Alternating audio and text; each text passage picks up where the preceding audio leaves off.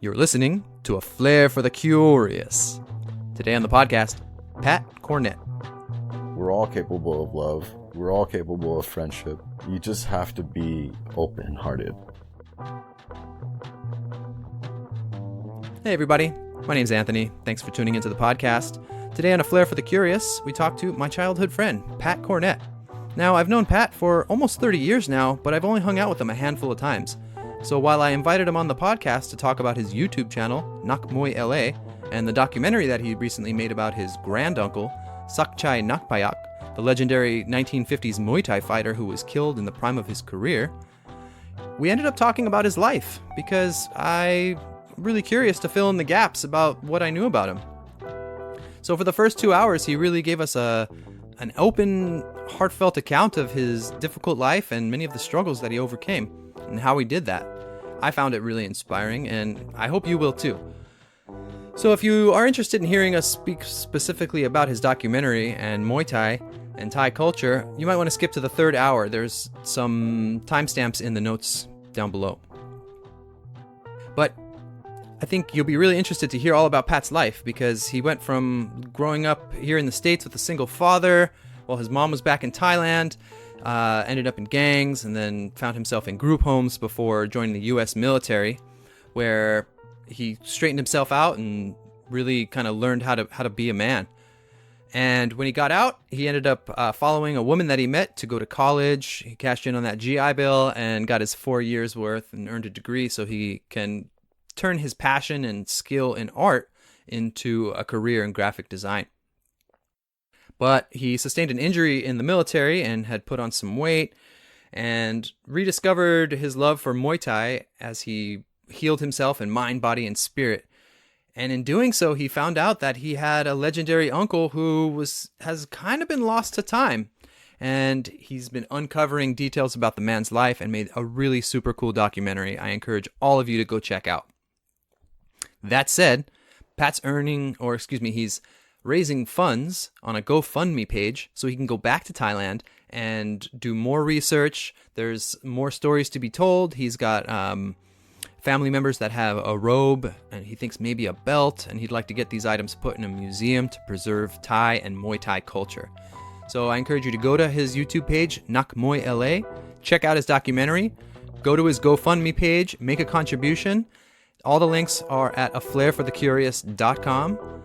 This episode is being brought to you commercial free, and if you find value in the content we're bringing you, I definitely encourage you to head over to Pat's GoFundMe campaign and make that contribution.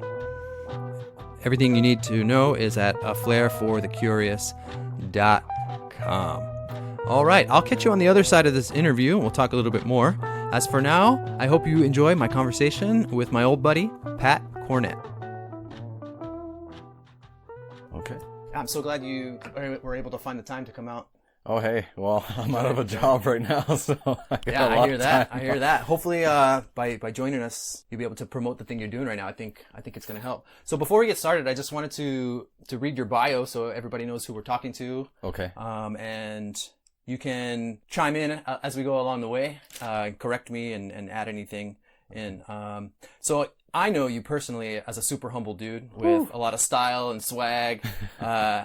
You and your wife do a lot of dapper events, and you guys get some pretty fly looking photos. But I know you're a super humble dude, so that's why I wanted to read your bio, because I know you don't like to brag. So you're a U.S. Army veteran, and you served from 2003 to 2009. Yeah. What was your role when you served? Army tank crew. Well, it's 19 kilos, so it's a tank armor crewman. Tank armor crewman. Yeah. Cool. And you're a graphic designer and artist. Mm-hmm. And you're also husband to another amazing artist. And I've seen you guys go to events and sell your art together. Yeah, she's super cool. Art by Leka, is that right? Her name's pronounced Leka. Leka. Yeah. Art by Leka. Mm-hmm. Yeah. You guys have some really cool art that you guys do. Thank you. And you are a Thai American, and you train Muay Thai and are a combative arts enthusiast. Oh, yeah. Yeah. For So sure. combative arts and martial arts, but you're also, you're really interested in combat weaponry and fantasy weaponry and things like that. Yeah, I'm a big geek when it comes to like certain things. I just, we're like 80s kids. Yeah. You know what I mean? All the high fantasy was like coming out at that time. Yep. So I definitely want to get into your art and your interest in fantasy art and weaponry. Mm-hmm. But I think that's important to point out because it influences the art that you put out. It's your background in this combative arts and, and whatnot, and it comes through in what you're putting out on your YouTube channel, which is the next thing I want to talk about. So you're the host of Muay LA, a YouTube channel dedicated to promoting and preserving Thai and Muay Thai history and culture in LA and Thailand. And it's also kind of autobiographical in showing your transformation through Muay Thai and how you bettered yourself and got well and healed and lost a ton of weight. Spiritually, mentally, just physically, everything. Yeah. So it's preserving and promoting culture as well as an awesome testimony to your transformation, which is super cool. And recently on your channel, you made a documentary about your legendary great uncle, Sakchai Nakpayak, who during an impressive rise to Muay Thai success was murdered during the height of his career. And you're currently fundraising, you have a GoFundMe page, to go back to Thailand to do more research, as well as to acquire artifacts from your family to get them to put in a museum for the proper preservation of this magnificent Muay Thai legend. Correct. And you intend to make your 30-minute film into a feature-length production, and you continue to find more details. Yeah, stuff's coming in like almost weekly. I just found out recently that he had a kid, the girl that he was defending. We'll get into that, but she was 3 months pregnant. So, even looking at the comments under the video, people are chiming in. You have somebody who's going to help you to interpret what you narrated into Thai. So it's still unfolding. You said your family has, robes, maybe even a belt, and that it's not just a personal interest, it's for the culture, and you're going to get this stuff put in a museum. Yeah, and the reason why is because most of like Thai culture and old school like Muay Thai dudes from like past the 70s, there's really nothing on them. It's just word of mouth. Yeah. And all the artifacts or memorabilia is just gone, destroyed through time because I don't know, it's like Thai people sometimes they don't worry about that stuff. It's very Buddhist, so they just let things go. Yeah. Yeah.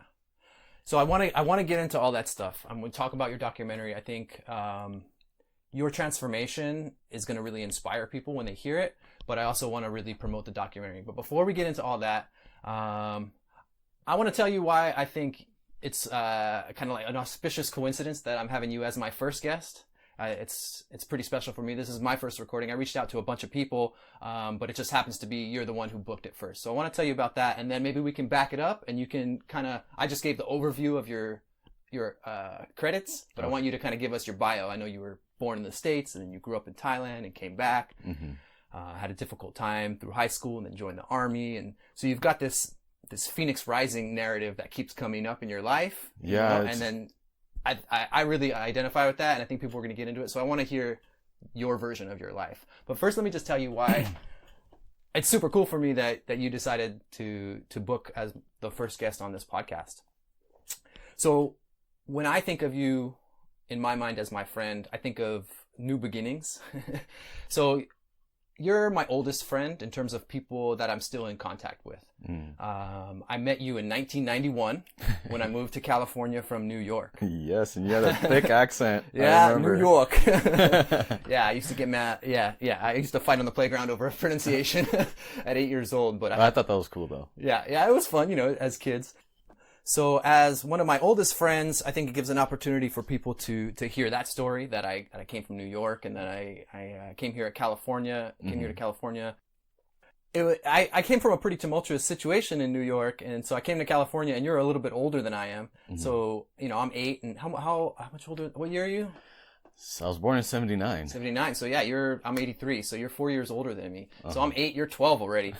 And so I had a pretty crazy life back in New York, and I was already, the name of this podcast is A Flair for the Curious, because I've always been curious and into weird things. So I was already getting into trouble in New York, and I come to California, and I meet this older kid, and he's like, hey, you want to smoke some cigarette butts out of my dad's ashtray? And I'm like, hell yeah, why wouldn't we smoke cigarette butts out of your dad's ashtray? I was a bad kid. Yeah, you know, but I was all about it, you know, so to have you as an older influence was, for me, it was great. My mom hated it.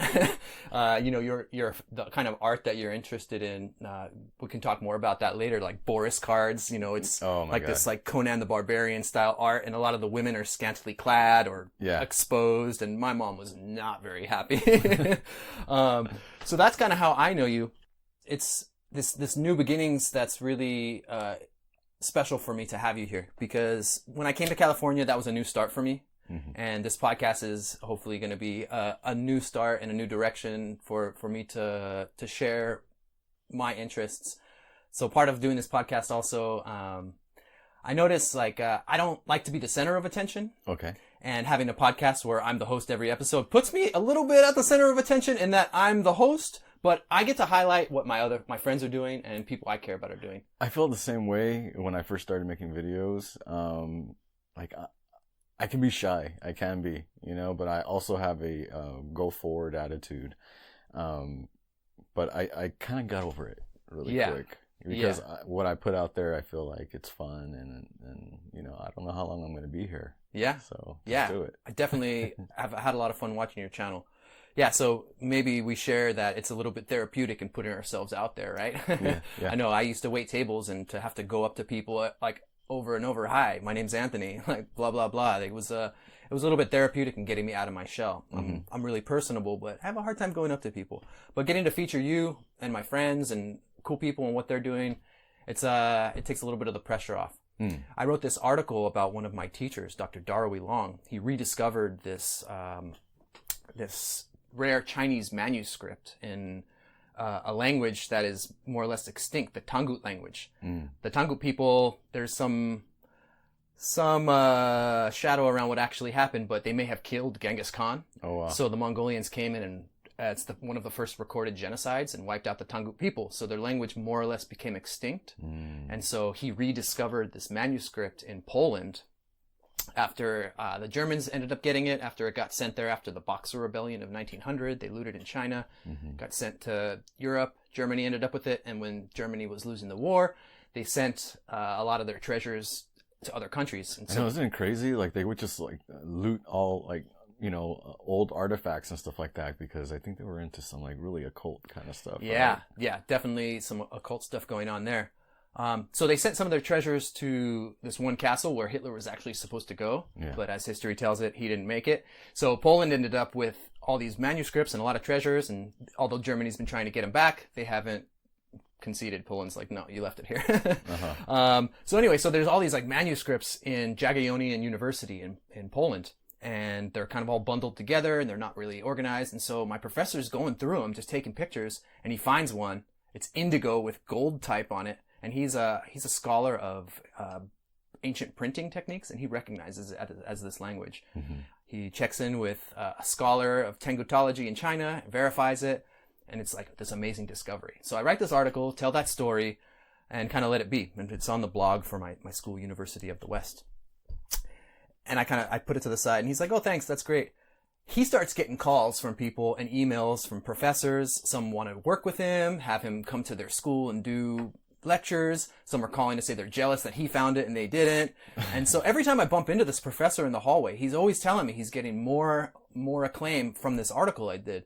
The blog itself is kind of not even popular. It's not ongoing. It's not being regularly used, but people who follow our school still follow it. So I get so much joy out of seeing how fulfilled he is by me doing that piece on him. So I'm hoping that by highlighting the awesome work you're doing and the other people I'm going to be interviewing, that I can get your word out there and really enjoy seeing your success. Oh, thank you. Yeah, because I really support what you're doing out there. Thank you. I appreciate it. Yeah.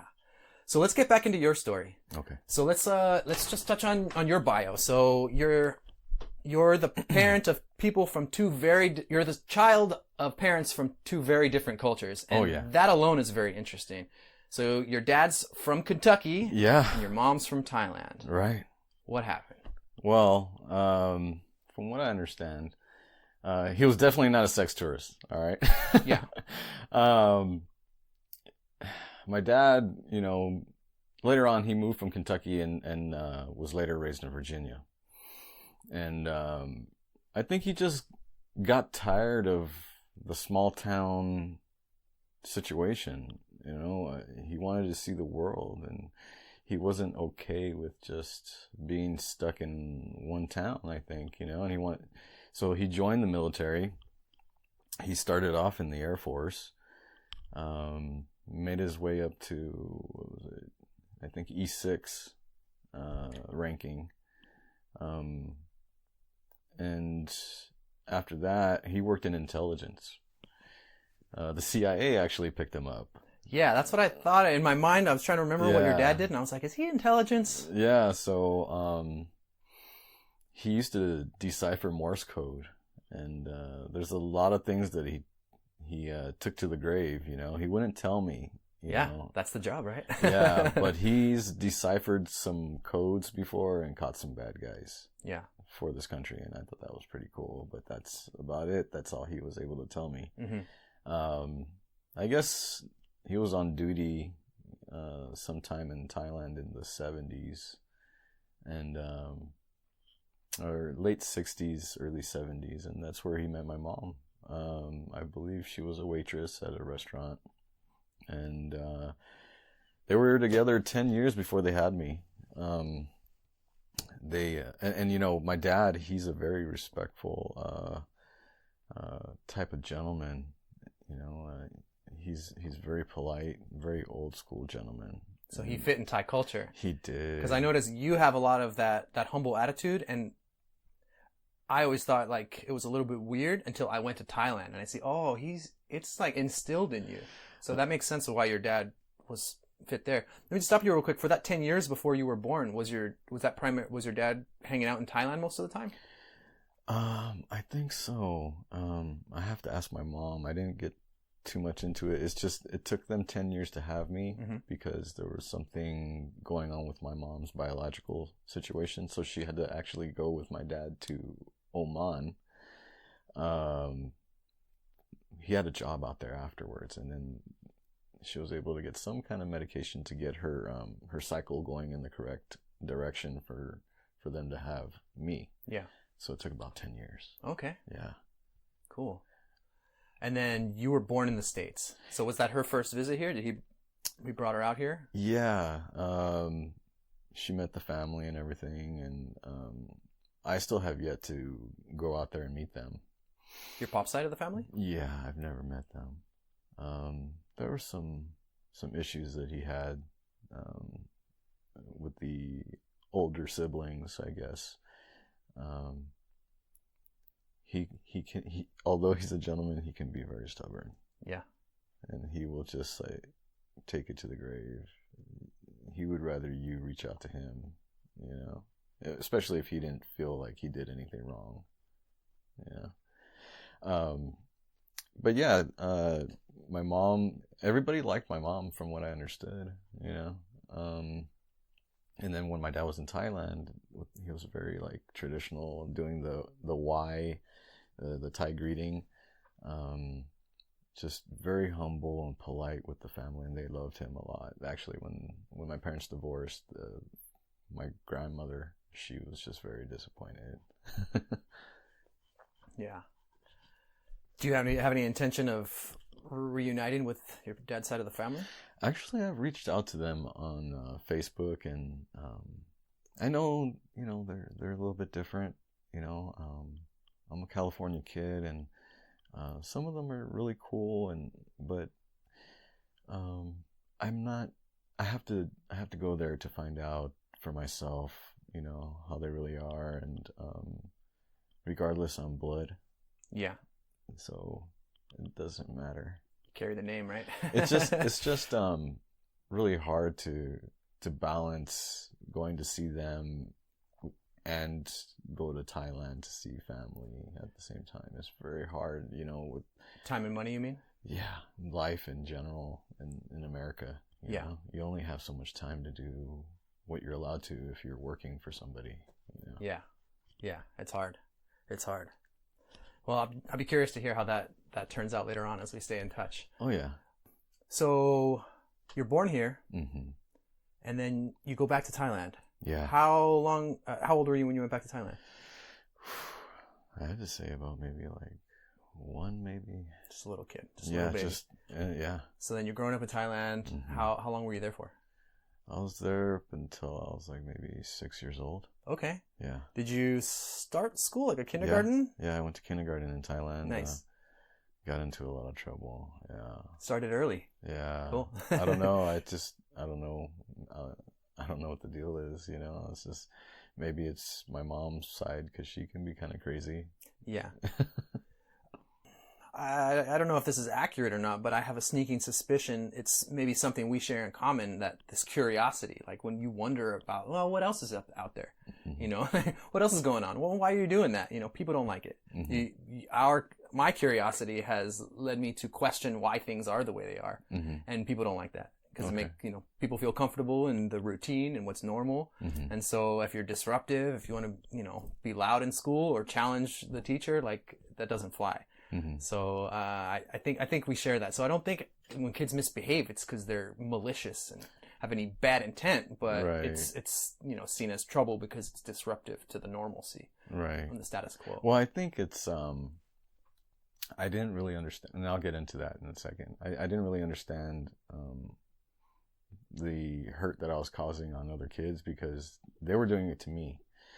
So there's like 2 instances that I can remember in Thailand, and my mom was like, no, 3 instances. My mom was like super upset at me. This one kid, he was bigger than me, and he was kind of like picking on me and stuff. And while he wasn't looking, I picked up a chair and cracked him in the back of the head. You know, and another kid that was picking on me, there's these like wooden blocks. They're about the size of like, you know, mini bricks. And I picked it up and I threw it at his head, and I got in trouble for that, but I never said that these guys were picking on me first. You know what I mean? I was just mostly silent about it because you know.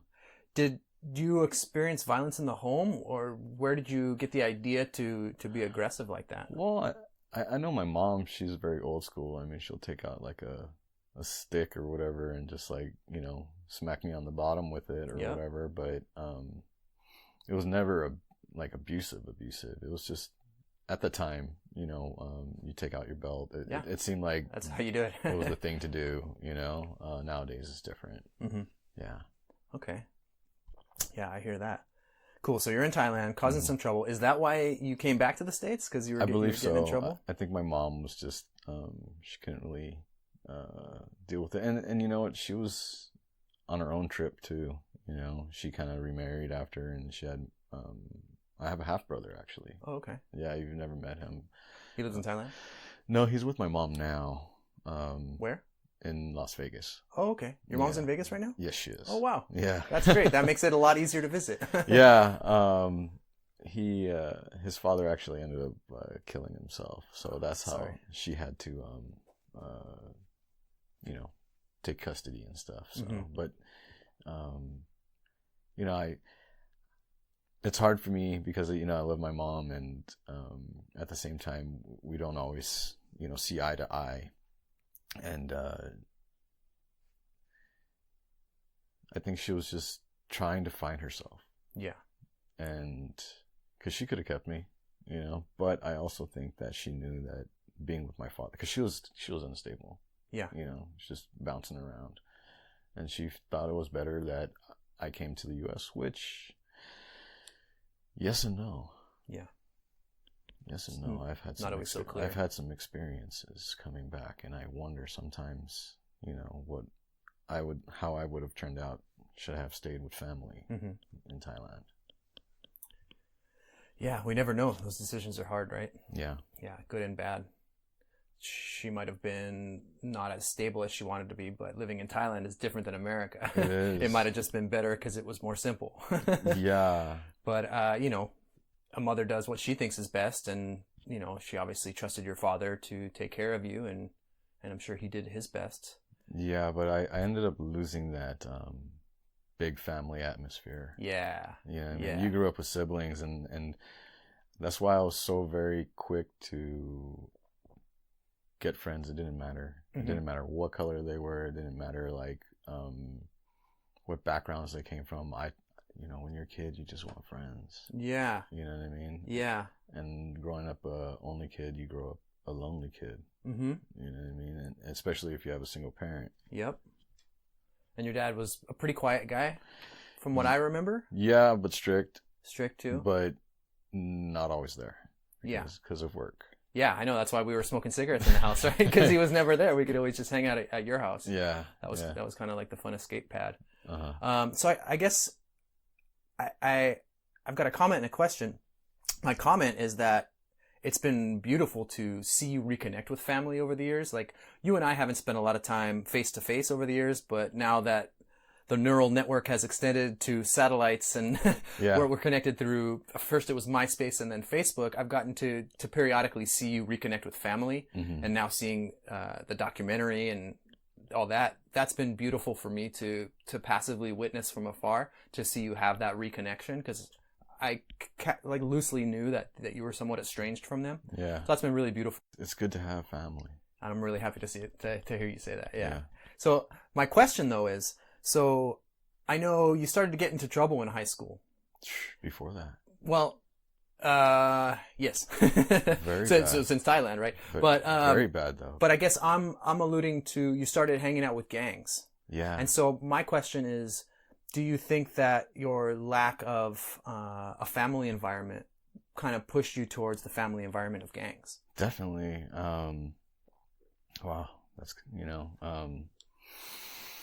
it's kind of hard to talk about this, but I will. It's a part of me that I kind of just tried to bury, I guess.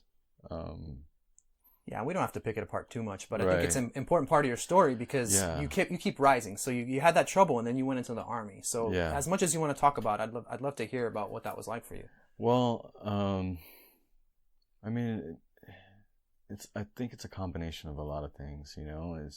Sometimes you just feel like, you're not safe. I mean, there's been times where I've just been beat up. Even before, like, hanging out with like gangs and stuff, and it just kind of sucks. And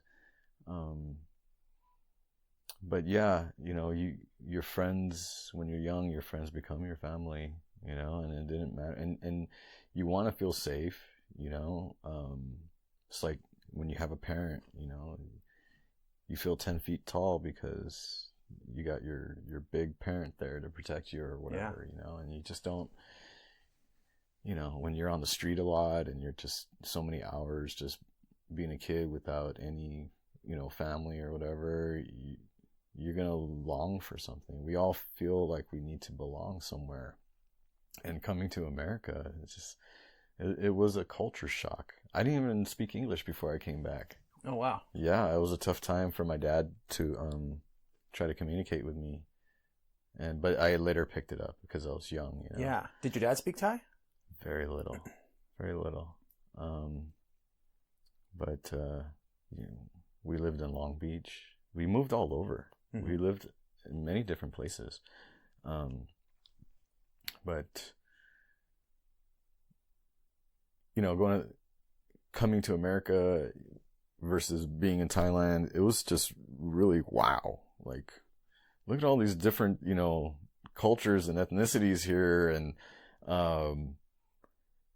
I just wanted to play, but it was really hard because, it was hard to communicate. And then even when you're very young, you experience the racial stuff, you know what I mean? And I didn't know,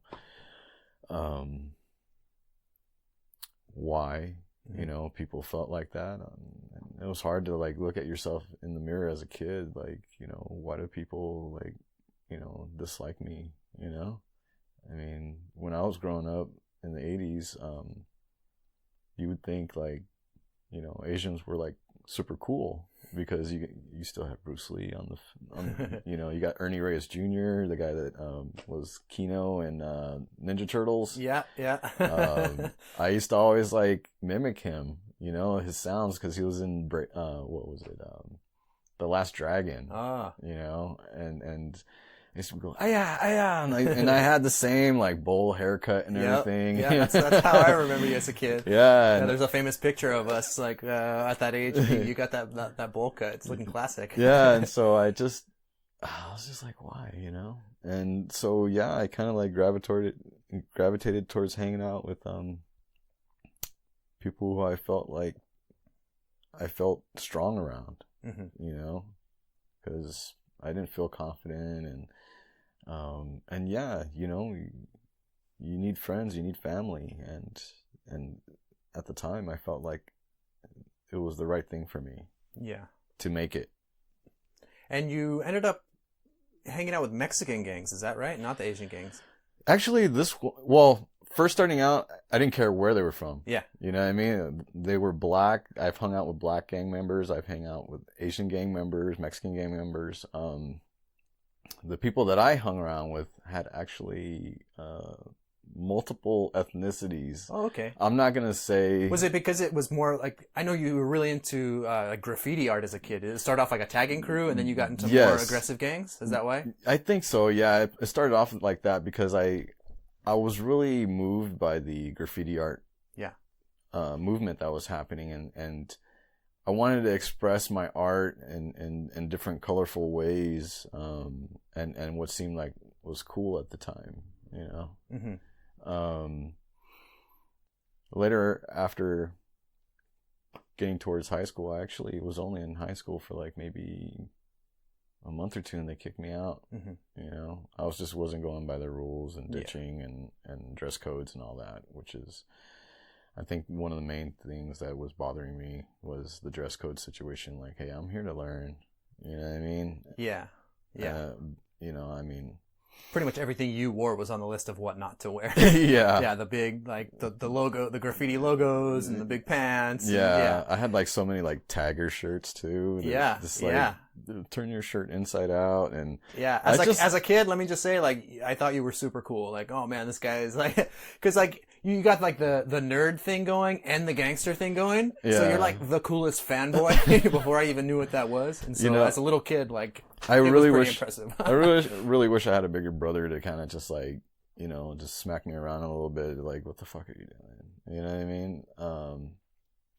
But yeah, so I ended up, going to juvenile hall because they put me in this kind of like a probation school. It was like a continuation or something, but you were assigned a probation officer. You didn't even do a crime, but going to these places, and it was very far. They made me go to East LA to go to this one school, and I was just like, dude, I can't make it out here every day, So by default, not going, you're breaking the rules. So you go to jail. Oh shit. They took me away at like, I don't know, maybe 14 years old. Damn. Yeah, and I grew up in and out of the system because I would run away and then like go back to the streets. I was into drugs and stuff too. It's just, but the police will catch you. I always gave them my name because you know what, like I didn't always like staying out on the street. So yeah, sometimes they'd like get the hell out of here or whatever. I'm like, fuck, okay, well. So I definitely, but I would run away and I would go back. I wasn't released until I was like maybe 19. They didn't let me go until I was like 19. Wow. Yeah, because they can keep you up until you're 21. Wow. Yeah. That's crazy. I don't know what it is like nowadays, but I was kind of forced to abide by the rules at this last place I went to. It was in Compton. It was a group home out there, and actually it was the worst of the worst. It was like your last stop. Like, that's where all the bad kids that have been kicked out of every single group home, that was the last stop. And my first week there, I got into a fight with the guy from, a different gang, but I initiated it because in my mind, I was like, I got to live here, and I told him like, oh, hey, well, I know we don't like get along. So, I say we just duke it out and then get over it. and we both handled our business, you know. And then, needless to say, you know, he kind of quit. He was like, okay, I had enough, you know, and that was fine, you know. Okay, we moved on, and we're smoking joints and stuff like that in the group home, you know. This is like I said, this is the most like ghetto group home that you will ever. This is like guys were getting beat up, you know. Yeah. And this was my last stop, you know, and I made it through there somehow, you know, because all different gangs were in there. Other kids were getting like abused, and there was some messed up stuff that happened in that one place. But my probation officer told me, it was like, you know, this is your last stop, and if you don't make it here, then I'm just gonna lock you away. Damn. Yeah, because you're already like gonna be 18, so. You know, I could try you as an adult.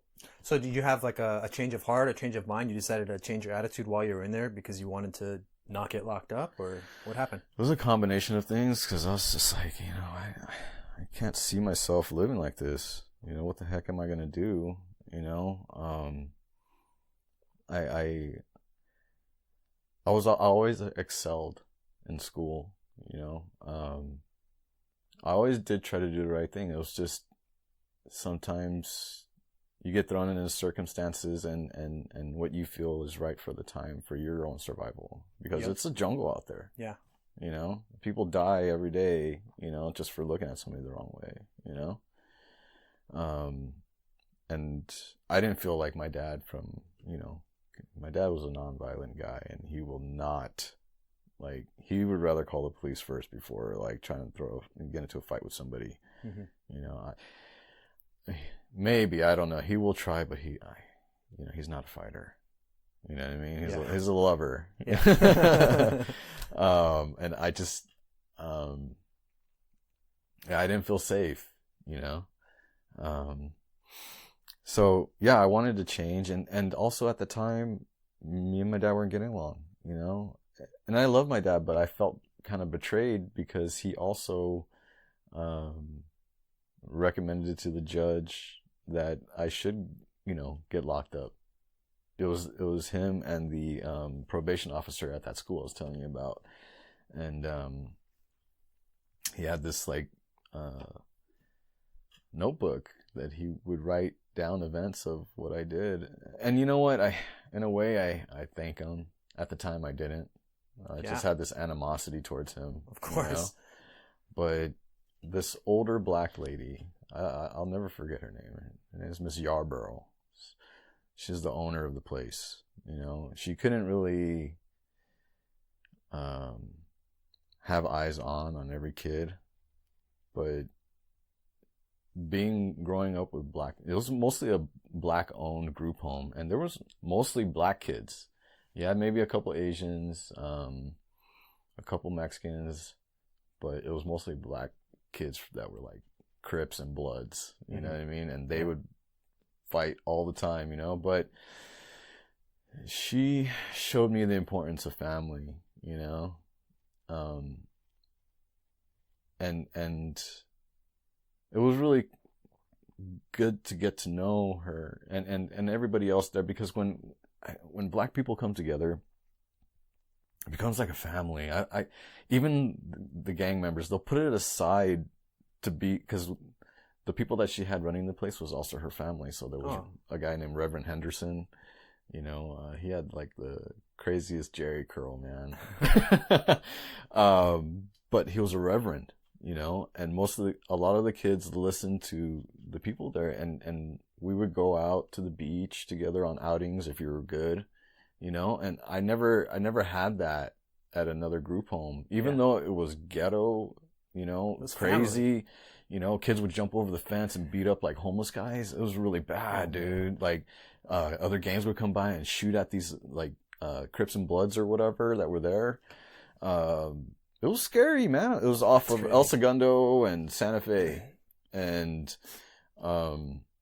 sometimes I would jump the fence and get a wino to like buy me some like, you know, Thunderbird or like some Night Train or something like that, you know. And then I'll hook them up because they would give us allowances. Like, these people are crazy. They should have never gave us allowances, you know. But the state would also pay for your like a clothing allowance. Okay. So we would just go and get like the coolest Nikes and whatever was fresh at the time. You know? But this one group home, you know, I got to learn what it was like to like, you know, eat pig feet and just like that soul food, just, you know, experience. Yeah. You know, I don't feel like everything that's going on right now, I think that the more people spend time with each other and kind of living with each other, because I was forced into that situation, but we're not all that different. Yeah. Yeah, so I think the hatred that you're talking about in the country and everything, hatred comes from fear and ignorance. Yeah. Like, not stupid, but ignorant. You're unfamiliar. You just haven't been around people to see that they're like you. Yeah, it's just... Yeah, so that's interesting you had that exposure in that capacity. Yeah, I mean, the only thing that we have really that is distinct or different is our food and our skin color. But everything else, we're all capable of love. We're all capable of friendship. Yep. You just have to be open-hearted. And I've always had respect, and I think that's why I got out of that place. But Miss Yarborough brought me and my dad together, and we broke down crying. We were hugging outside the place, you know. You could hear all these other kids like snickering and laughing or whatever, because my dad's a white guy. Yeah. You know what I mean? It was like, you adopted? You know? Yeah. And I was like, no. Those hecklers, man. Yeah, but you guys are having your moment. Yeah. Yeah. And it was tough because after I got out of there, it was really hard to transition because you're so used to being in... I say that I got more involved. I actually got more involved with like gang life being in the group homes. Yeah. Because you're surrounded by it. You know what I mean? Yeah. Of course. And you got to rep. You have to live your life. Like, that's how you survive. Yeah. And you have to fight. You have to fight or you're a punk. Yep. You know, because they're gonna see that and they're gonna continue to like mess with you. You know, so you have to learn quick.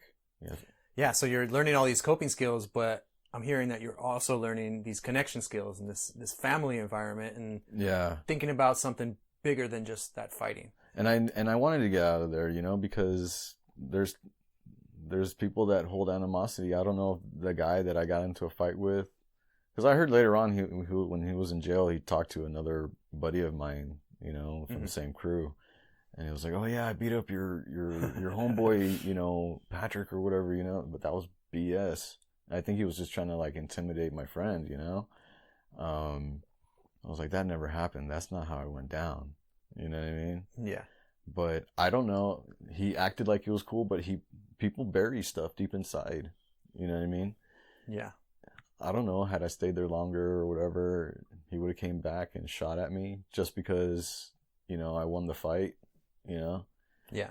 I mean, it's all an opportunity to take your internal pain and put it on somebody else. So anybody that you have an interaction with becomes a target. Right? Yeah. And still, I was like a big nerd, even though I was like into that. All I did was either did my best at school. I even tried taking my GED, but I failed because of time. I wasn't a very fast reader at the time.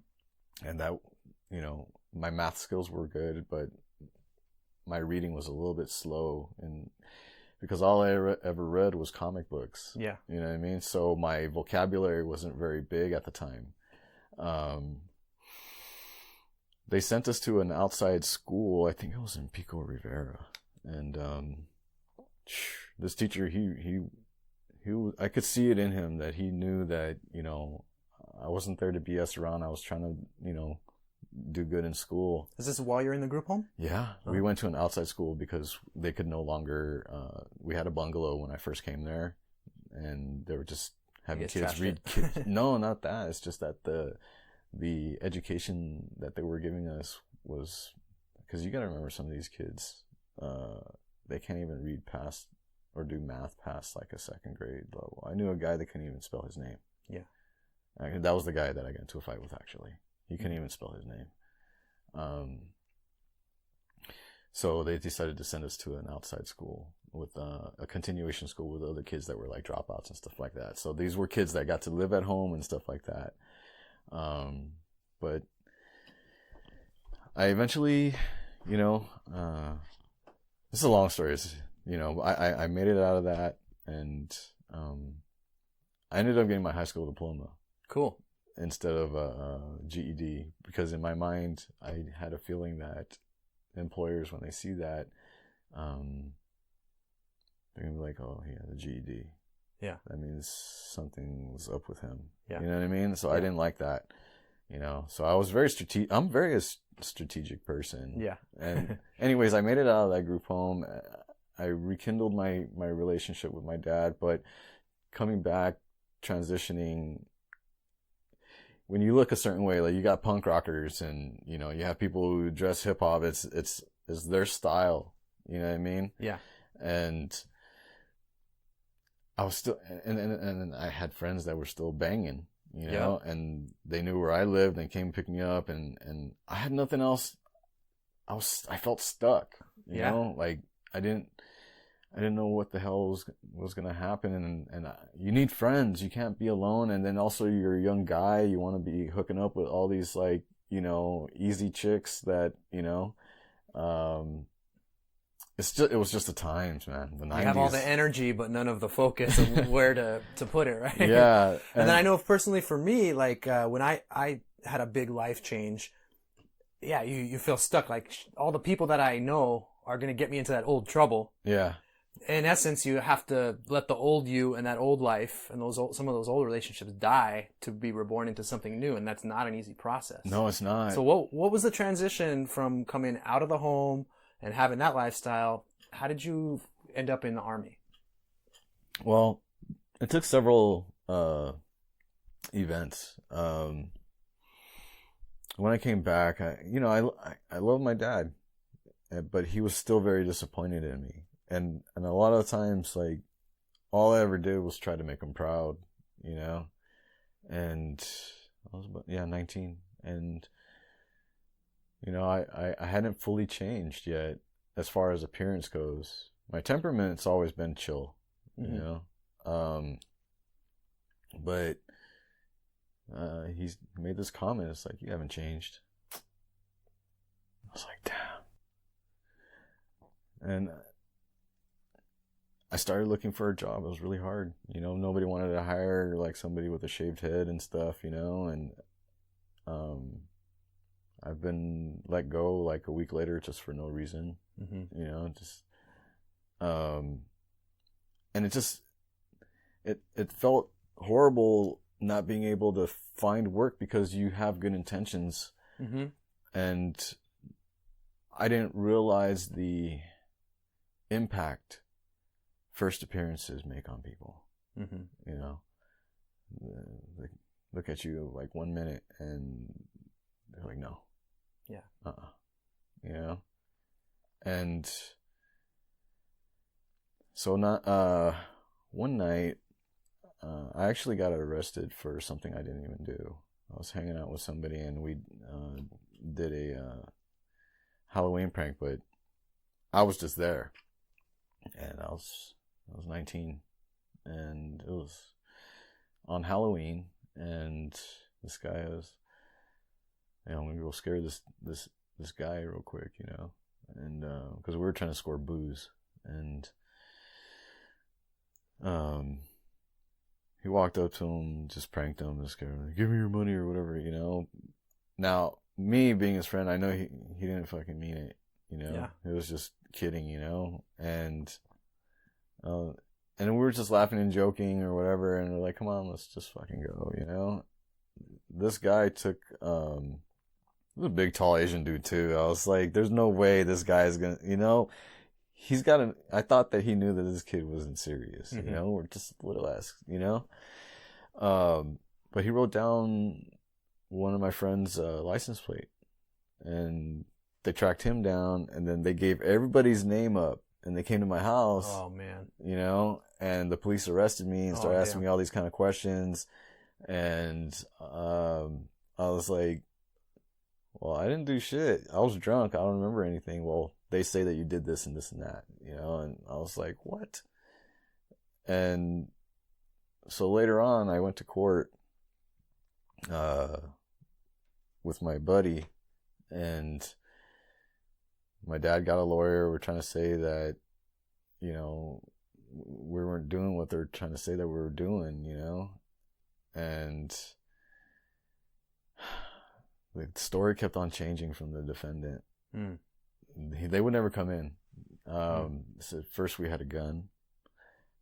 Then we had a knife, and then it was a screwdriver, and so it got dismissed then? No, it didn't. Oh, God. They said, you know what? We're going to try you anyways. We want you to plead no contest. What? Did you? I did, because I didn't know the law. Yeah, that's how the justice system is. They convince people to do stuff like that. Because I wish I had somebody with experience to tell me, like, that's, you didn't do anything, so why are you, so I got 3 years probation, and 90 days of Caltrans. And it sucked, man, because you're working for free. Yeah. You're busting your ass for free for something you didn't even do, right? But the judge said if I was good in a year and a half and did everything that I needed to do, she let me go. Okay? So I'm a determined type of individual. Yeah, you are. So I got it done. I quit my job. I was working this really sucky job at the time too. I was just like walking around selling artwork, knocking on people's doors and stuff. Your own or other people's? It was for a company. Reproduction lithographs of like Picasso's, Van Gogh's. Door to door? Yeah, business to business. Oh yeah. But I would hitch a ride with somebody at the time too, because I just didn't own a car or nothing. That's hard work, man. It's tough walking around in the sun with it's also demoralizing because you're probably not selling very many pieces. No, there were good days and there were like really bad days, you know? And, so I had quit that job or took time off from it and just to do this Caltrans thing, While I was doing it, I had a probation officer meeting. And I went to go see my probation officer, and he says, "So, have you been doing your Caltrans?" I was like, "Yeah, I've been doing it. Can I see the proof?" And I says, "Well, I can't when you go there because it's known that once you get there by 7 a.m., they won't give you your hours that you did until after you're done." And wait, you're done with the day, or with the day, with the day. Okay. And so basically, the probation officer said, "You better get that paperwork." And I said, "Because I don't believe you." And I was just like, "How can you say this to me, man? Give me the next time I meet you, Yeah. And I was like, "What the hell am I gonna do?" So he wanted you to provide the paperwork by the end of your meeting, sitting in front of him? No, to come back. Come back. To get the paperwork and come back to him. And there's no way, because they're all out. They're done. Once you arrive to this yard, there's nobody that's going to be there. They're out. Yeah, they're out. Doing it. Yeah. And so I called up a public defender, and I told him what was going on. And I says, "I promise you, I will bring that paperwork when I go to court, because, I already knew. I got a court appearance in the mail or whatever." It's kind of hard going back because this is like way over a decade. Yeah, that's cool, man. So I arrived at court, and the judge was like, "Well, where is your lawyer?" I said, "We can't afford one anymore." "Well, your probation officer says that you're not following the rules, so I'm just going to lock you up for a year." And I was like, "Your Honor, but you don't want to hear my side of the story?" And she says, "No, I don't." And I motioned to the public defender. I said, "I got the paper." And he's like, "Excuse me, Your Honor, I've been speaking with, Mr. Cornett over the phone." And the public defender stood up and said this. Yeah. When he saw that you had the paper that you needed. He said he's been, going to do the Caltrans. I have his paperwork here. And she says, "Let me see it." She says, "Why is your probation officer saying that that you're not going? I says, I don't know, Your Honor, to be honest. You know, but I'm already experiencing how the system is. You know what I mean? It's designed to like throw you in, or yeah. I don't know if these like probation officers take side money to lock people up because of these like private prisons. I had no understanding of this. Yeah. I just felt like I've been dealt bad cards a lot, you know? Yeah. The nature of the system is not to help people. It's, it's just to keep the system running. Right. So, needless to say, I was good for a year and a half. I did all my Caltrans, knocked that out. Yeah. Had an court appearance. And this is, Your Honor, I remember you telling me that if I was good in a year and a half, that you'd let me go, and if I did all my Caltrans. I don't remember saying that. Where's your lawyer? But something magical happened. My co-defendant, that originally, I was told to stay away from him. So I haven't had any contact with him. I haven't seen him since. His lawyer was there that day. Just weird. He says, "Excuse me, Your Honor. I'm so-and-so's lawyer. And I'm familiar with this case. And I do remember you saying that." Oh, nice. So the judge looks at me and she says, oh, and I told her, like, you know, during the Caltrans situation, 9/11 happened. Okay? Yeah. And I really wanted to join the military during that time. I'll get into more about that, but we'll go back to the court case. And she's like, well, if I let you go, how do I know that you're going to join the military? Because I told her, like, I really want to go. I told her, you know. I says, you're just going to have to trust me. You're just going to have to give me a chance. And I've always wanted to go back to her and talk to her. Yeah. You know, and tell her that I made good on it. You know, but I just felt like she did not want to let me go. You know? But I think to save face in that courtroom, she did that. You know what I mean? Or else she would have never let me go. Like to kind of show her support for the country kind of thing? Maybe. Like, yeah. I hope this kid, like, goes and defends us. I think so. And, interesting. Had I not... Because I feel like every event, like, stacks and takes you to, you know, where you're going. Yeah, absolutely. You know, because it could have went a different way. I could have been more in trouble. I could have just, you know, lived the rest of my life in like prison or dead. I don't, you know, because by all rights I could have been, you know. So going back, I just was really tired of the life I was living. I felt like I wasn't going nowhere, and I didn't see any future. And I felt like the military was my answer. To become a better person. And I gotta say, it was this one movie that I watched that happened around during 9/11. It was called Men of Honor with Cuba Gooding Jr. And his drill sergeant was Robert De Niro. Okay. And it was during a time of like segregation and racism was really high, and but his personality, I felt like it was like mine, because you couldn't tell him what he couldn't do. And he's going to do everything he can to get what he wants. Yeah. You know, when it's in a positive light, you know, but I've had it work for me in that way too on negative aspects, but yeah, the principle is neutral, right? Yeah. And so it's however you take it. And yeah, if you're determined and you have a vision, you can create that future, whatever it looks like. So we have to try to use our powers for good, right? So, I was just like, I want to have that feeling of like doing things that are honorable. Because I used to shoplift. I did all that stuff, you know, when I was a kid. And I want to feel what it feels like to do honorable things. Yeah. You know what I mean? And doing the right thing. Mm-hmm. And so I went to the Navy at first. Wait, so she let you off? She Yeah. said, cool. So you're 20 years old or so there?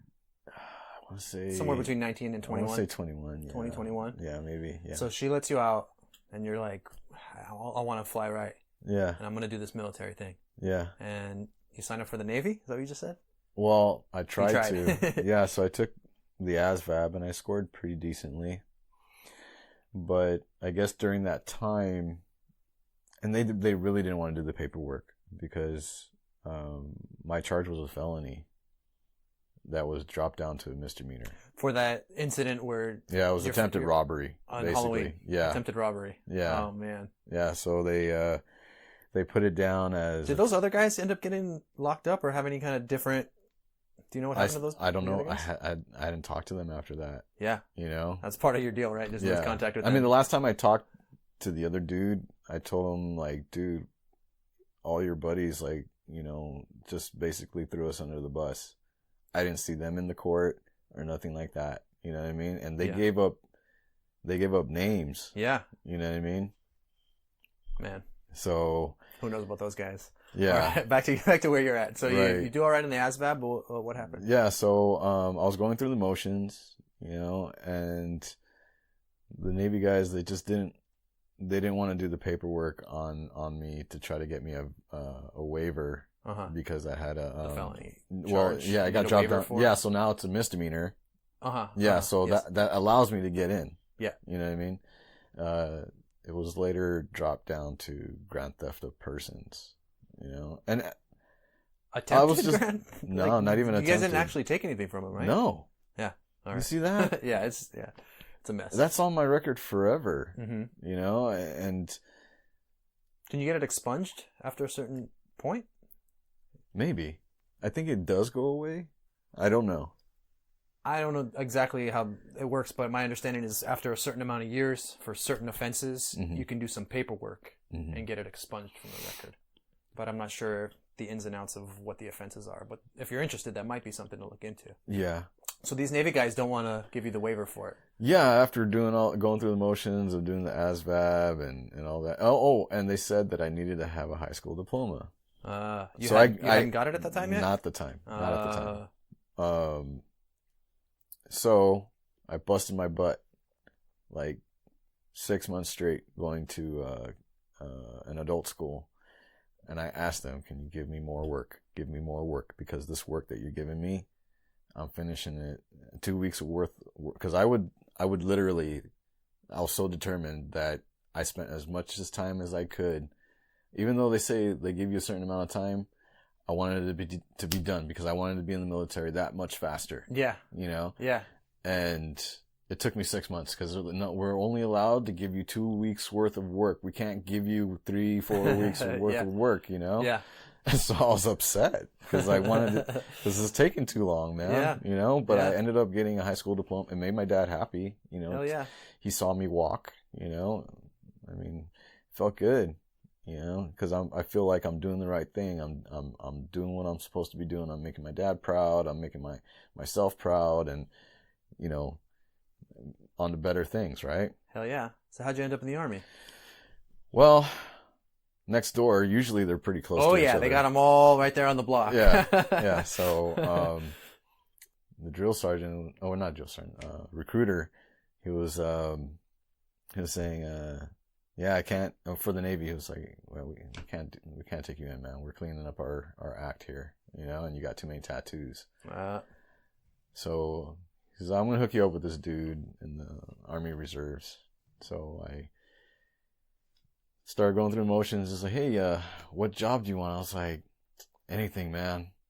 Anything. Give me anything. I'll take me in. Yeah. He says, you want to be a tanker? We need tankers. And I was like, what's that? What's a tanker? Oh, it's a coincidence? I thought it was predetermined. So it didn't occur to me until I'm kind of just reading up on you a little bit before we sit down, so I know what to talk about. Yeah. And like I always knew you were into like combat weaponry art and fantasy stuff. Yeah. And then, you got these pictures with these like big guns from your time in the military, Yeah. and you're right, your title's on there as a tanker. Yeah. So I'm like, I thought you picked that because you got to play with some big toys, but no, it was actually, offered to you. That's cool. it's kind of a funny way how I became infantry. I'll get into that in a minute, but that was my secondary. So I scored pretty decent on the ASVAB because if you barely scratch by or make the minimum, requirements, you're infantry, basically. Because, I mean, some guys, I want to be infantry, but some people get stuck with infantry because they're not scoring high enough. Yeah. You know what I mean? Which sucks because I feel like everybody has potential. You know what I mean? Given the chance, just because your mathematics aren't up there at that minute. Because you know what? I didn't use very much mathematics becoming a tanker. Yeah. You know what I mean? Yeah. So I think tests are a weird thing in any field, right? Like, how are you going to define my potential by what I can do in 1 hour in this room on this piece of paper? Yeah. Like, the human mind is so much more dynamic than what a test will allow you to reproduce. So yeah, I completely agree with you. You get pigeonholed sometimes. But so the recruiter was like, "Well, you also got to try to cover up some of those tattoos you got, buddy." Really? Yeah, because just we're not allowing people like that in. So I went to Homeboy Industries and I've done, you got some laser removals. Yeah. Oh wow. I've gotten some cover ups and stuff like that. And this is before you had your sleeves, or? Yeah. Okay. Oh yeah. Because for people who are listening and can't see right now, you got some some pretty sick looking I've sleeves. had tattoos on my face. Oh really? Yeah, I didn't know that. Yeah, oh wow. Yeah, but they're they're removed, you said? Yeah. Can I ask you a side note? Okay. A question about your tattoos, just since it's coming up right now in conversation. Sure. I know you're an artist. Yeah. Are any of your tattoos drawings that you've made yourself? Yeah, actually. Yeah? Yeah. That's cool. That's cool. Yeah. I got this really special gal that does tattoos. I won't go to anybody else. Her name is Joanna Nguyen. She operates out of Chino Hills, I believe, or Chino. Okay. She's very talented. Very few tattoo artists that you come across have some traditional art background. A lot of people are just it's fine, but I don't prefer people who just do tracings and what do they call it, flash art. You know what I mean? I want people who have artistic abilities to tattoo me, and especially if their skills are comparable to mine. Yeah. Because then we can speak the same language. Yeah, totally. Everybody else, they'll look at you crazy and like, oh my God, this guy's telling me so much. Yeah, yeah. I can't handle it. So she's been able to reproduce your art in ink for you. Yeah, and also like add some of her touch to it to make it nice hers too. Yeah, cool, cool. So it's like a collab. Oh, cool. Yeah. I like that. Yeah, maybe when we're done, you can show me if you feel comfortable. Oh, yeah. Second tattoo question. Sure. So I know you go to Thailand a bit. Do you have any Sak Yant tattoos? That's one thing that I need to remedy. My Okay. my Muay Thai teacher has been haggling me about it. Nice. He's like, you gotta save some room for Sak Yants, Pat. So for those who don't know, can you say what a Sak Yant tattoo is? Okay, Sak Yant, it's I believe the origins is from Cambodia, because I've seen some Sak Yants and it's in Cambodian. Okay. Even though it's on Thai people. Yeah. So the term itself, it's a sacred yantra, right? Like a yantra is a visual depiction of a deity in Hindu tradition. And Southeast Asia, Thailand, Cambodia is influenced by Hinduism and Sanskrit. So you have some of the same Buddhism, words. So yeah. Sak is related to the word sacred. No, Sak is more of like a tattoo. Ah, the stamp, the print of it. Okay, right. And I do know for sure that the yant is a yantra. Yeah, it's a visual depiction of. Yeah, there's Hinduism, sacred text. it's a yantra, but in Thai culture, it's Buddhist and. Yeah, it's sacred text, and they are not to be. They're only to be on the upper torso of the body, not below the body. So it's important to say in Thai culture, the top of the body is the most holy. You don't touch somebody's head. Right. And the feet are the least holy. You don't touch sacred things with your feet. That or that point with it. Goes to why you would have it above the body. Right. Anything that's done on the legs is, or below the body, they have like more of they're sexual in nature. Okay. You know what I mean? But they're not more of like traditional Buddhist, text and stuff like that. But a lot of the wearers, they get it. It's like protection and spells and stuff like that. Yeah, there's a magical element of protection to it. Yeah. And there's usually some writing and some imagery, and the imagery is often an animal, like a tiger. Sometimes you'll get like Hanuman. Yeah, I want to talk a little bit about Hanuman. So I've been really nerding out on this whole I Ramayana actually have tradition. them tattooed on me too. You do? Oh man, I'm gonna want to see that. I'm Yeah. gonna want to see that. I'm a big enthusiast, and I'm doing a lot of my own personal research on the many different Ramayana traditions from Iran to Indonesia. That they're amazing. So I want to get into that a little bit if we have time. Cool.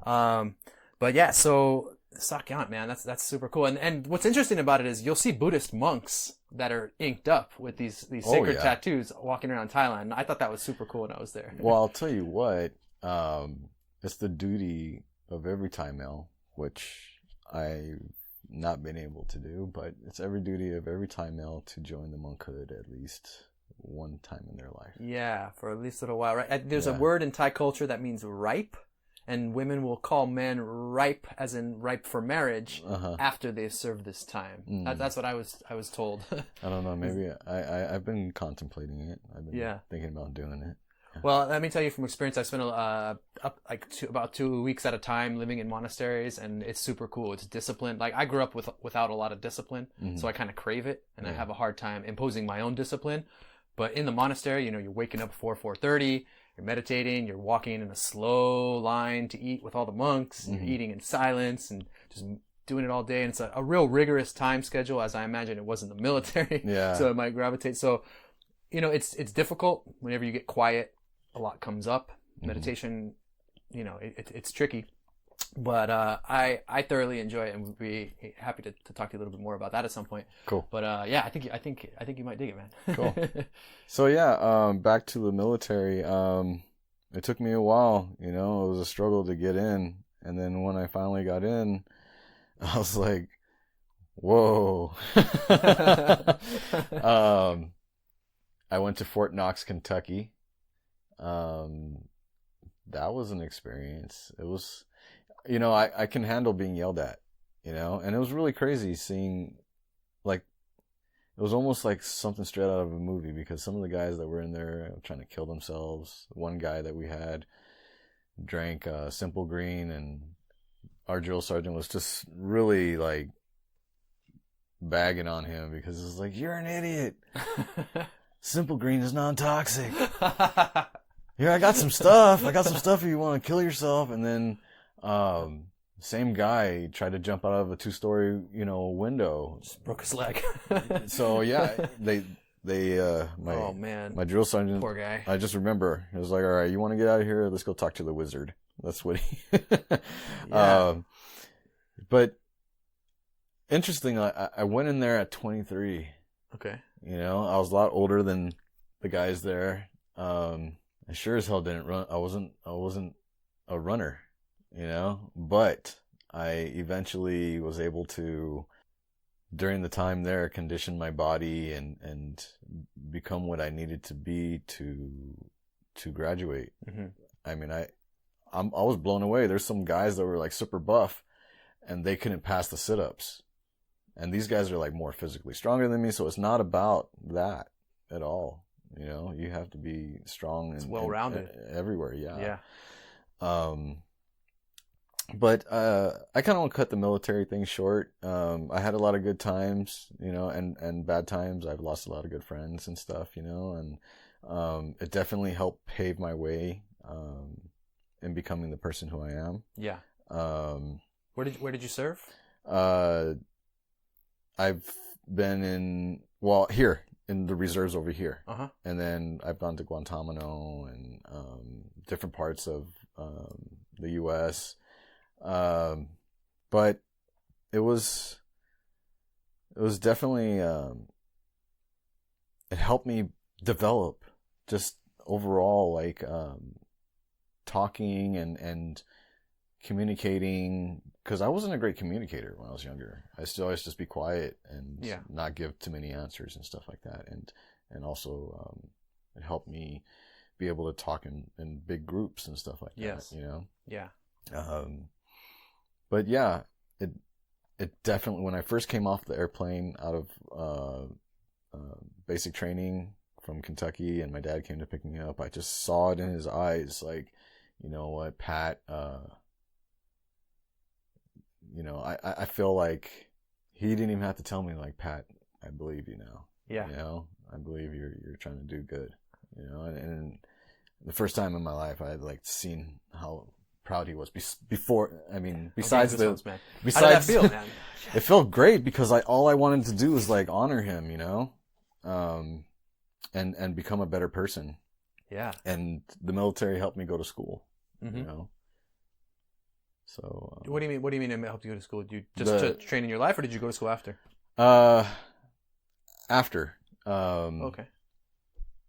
Well, I was in the reserves when I came back, so I started like towards the end of my service. I started enrolling into college. Okay. And I was using my GI Bill. Yeah. Mm-hmm.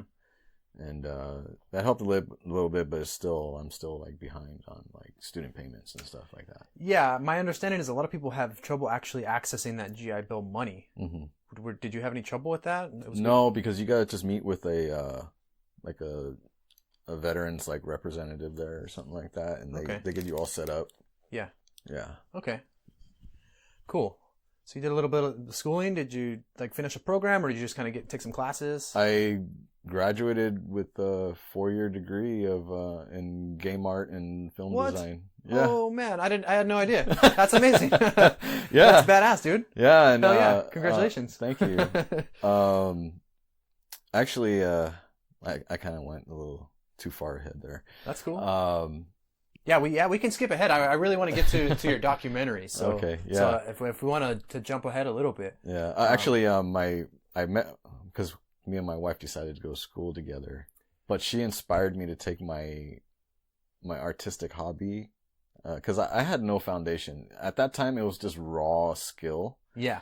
Which there was quite a bit of. Let me just say, you've always been an amazing artist since I've known you. I mimicked what I saw, but I didn't understand the importance of anatomy. Yes. Of human anatomy, because it really makes a difference in how your characters come out and stuff, right? Totally.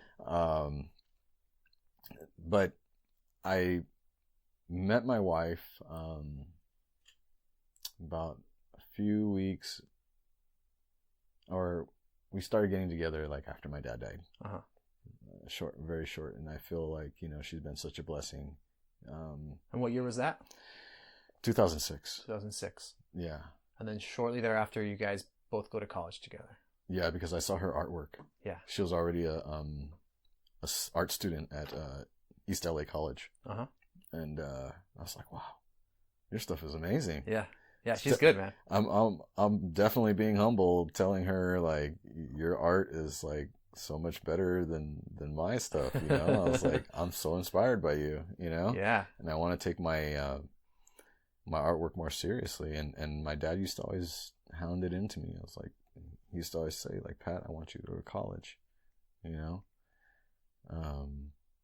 because nobody told me it was important when I was a kid. And it's just, college is not my thing, Dad, you know. Yeah. But I didn't realize that I can go to college for something that I was passionate about. Yeah. That's why, yeah. So I'm 36 now, and I'm just about to enter my senior year. So I had to come back around to it. Now I'm studying like contemplative practice and linguistics and things that I actually find interesting. Yeah. So when you realize that, I can do it my way, it changes the game. Yeah. So, I mean, we both loved video games, you know, and we took a gamble, you know. We said, okay, maybe we can do this, you know. Let's go to school. Unfortunately, we didn't go to the top schools, and sometimes I feel like, what I was learning there was not as great as like Art Center, right? But I had already put time into it, because when you first get there, they throw you into all these like gen ed classes, and you really don't know what you're getting into, so you're kind of already sucked in. You know what I mean? You've already put the money in or whatever, and you invested this time, and you feel like, you know what, I just want to finish through, you know?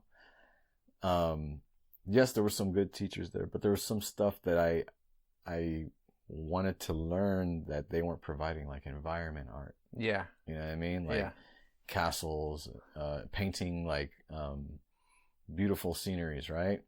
And knowing this, I said, okay, you know what? I'm going to go to another school while I go to school. Yeah. I went to private art schools, you know. I love it. Yes, because like I wanted to be that much better. I want, you know, because you got to think about it. Like everybody else here that's going to school with you, yes, they're your friends, you know, but they're your competition too, you know. And I needed to be, I'm like 30, I was 30 what? No, I was 27 or so, going to college, and I'm a lot older than these guys, and I said, I don't have time to play around. I got to do this, and I got to do this the best as I can. Yep. I got to get good, and I got to get good fast, you know? And so I paid out of my pocket, you know. Luckily, my dad, when he passed away, had some savings, and I used that for education and rent and whatever, like everything. Good use of it. Yeah, and I went to learn with this guy that worked on like, what was it? Transformers, Terminator Salvation, and I learned some like, you know, new tips and tricks, and it made my art really elevate just so much faster than what I was at like school, you know. But you have to have foundation. You have to have traditional understandings of like, you know, anatomy and perspective and things like that, because it's just going to look. And the formal schooling gave that to you. Yeah. Yeah.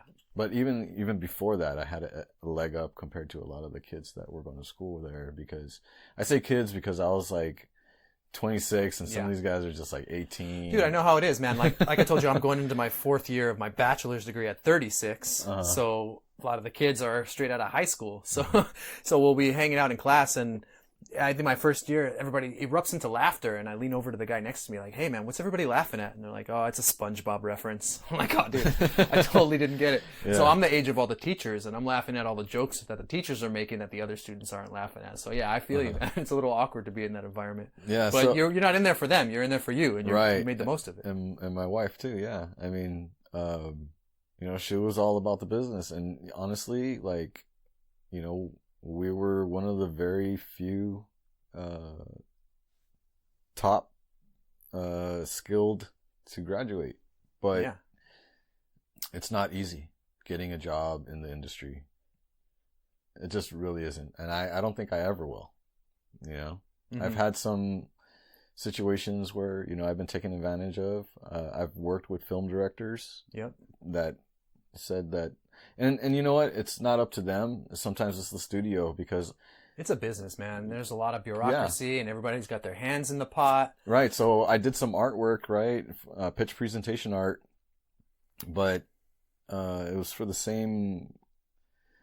one company, studio. I won't say who it is, but they had a movie that flopped, and we're trying to do another movie that's similar in genre. It's like high fantasy or whatever, and they just didn't do good. Yeah. And but the director, he's directed a pretty big film. I'll tell you after. I just don't like to throw names out. Oh yeah, totally. You know, when it comes to the industry. Absolutely. And he's like, yeah, you know, if you know, the company likes the idea, then we'll put you on for more work, paid work. You know, and then me taking chances. You know, so like, okay, let's do this then, because it's all or nothing, right?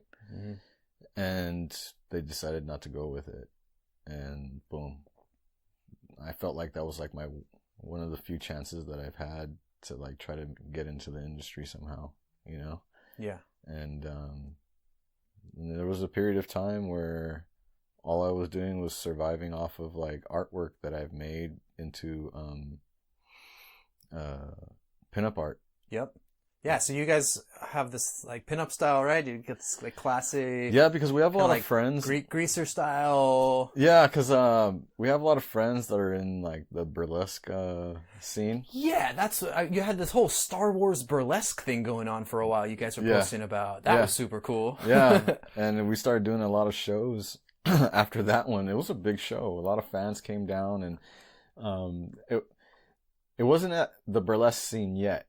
But there were people that came by and they said, we saw your artwork and we would like to showcase your work, and if you want to vend at our burlesque show or whatever. Because I did pinup art because a lot of women are probably not going to like hearing this, but I know that there's a market for scantily clad women or beautiful ladies, and that's why we have like Playboy magazine. But I wanted to do tasteful nudes. It wasn't porn to me. You know what I mean? So sex sells, and you're selling a platform. So yeah, obviously that's the word I didn't want to say. It's a way to get into it, but you're not trying to exploit people, and like you said, you're trying to do it in a respectful and a tasteful way. Yeah. So it does set you apart, and there's it's not a pretty scene, and it is exploitive in and of itself to put that out there to some degree.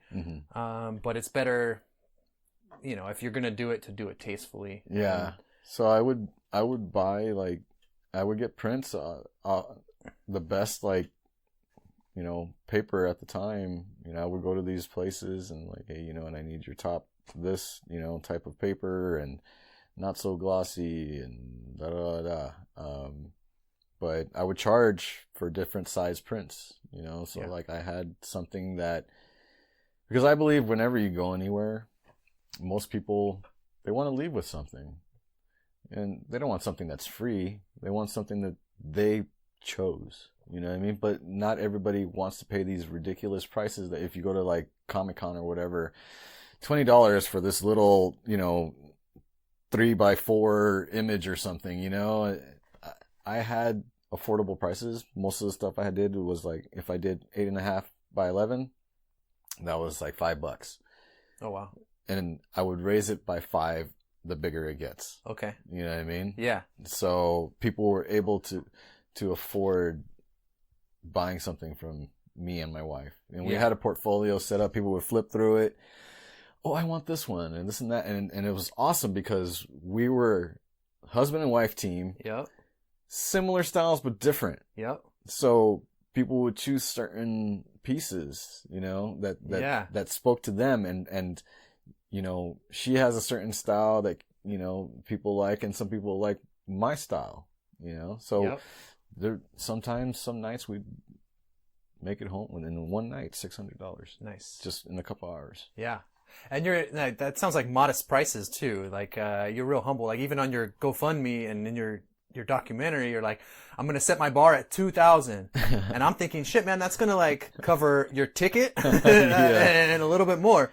Yeah. So, I think that's a very modest goal to have. Yeah. But when people see that your heart's in it and that you're doing it for kindness and you're giving modest prices because you want people to feel the value and get something that they feel good about, people who have money end up contributing and giving more. And I think you've got the heart for it, and it's a business, right? So you have to figure out the business, figure out who and how you're gonna get ripped off, so you can navigate that space effectively and make the right connections. And you keep at it, you keep playing. People see you have the right heart, and they're willing to pay hand over fist. And I feel like it's a rags to riches story that is like about to cross the line into the next step. I'm really excited for you.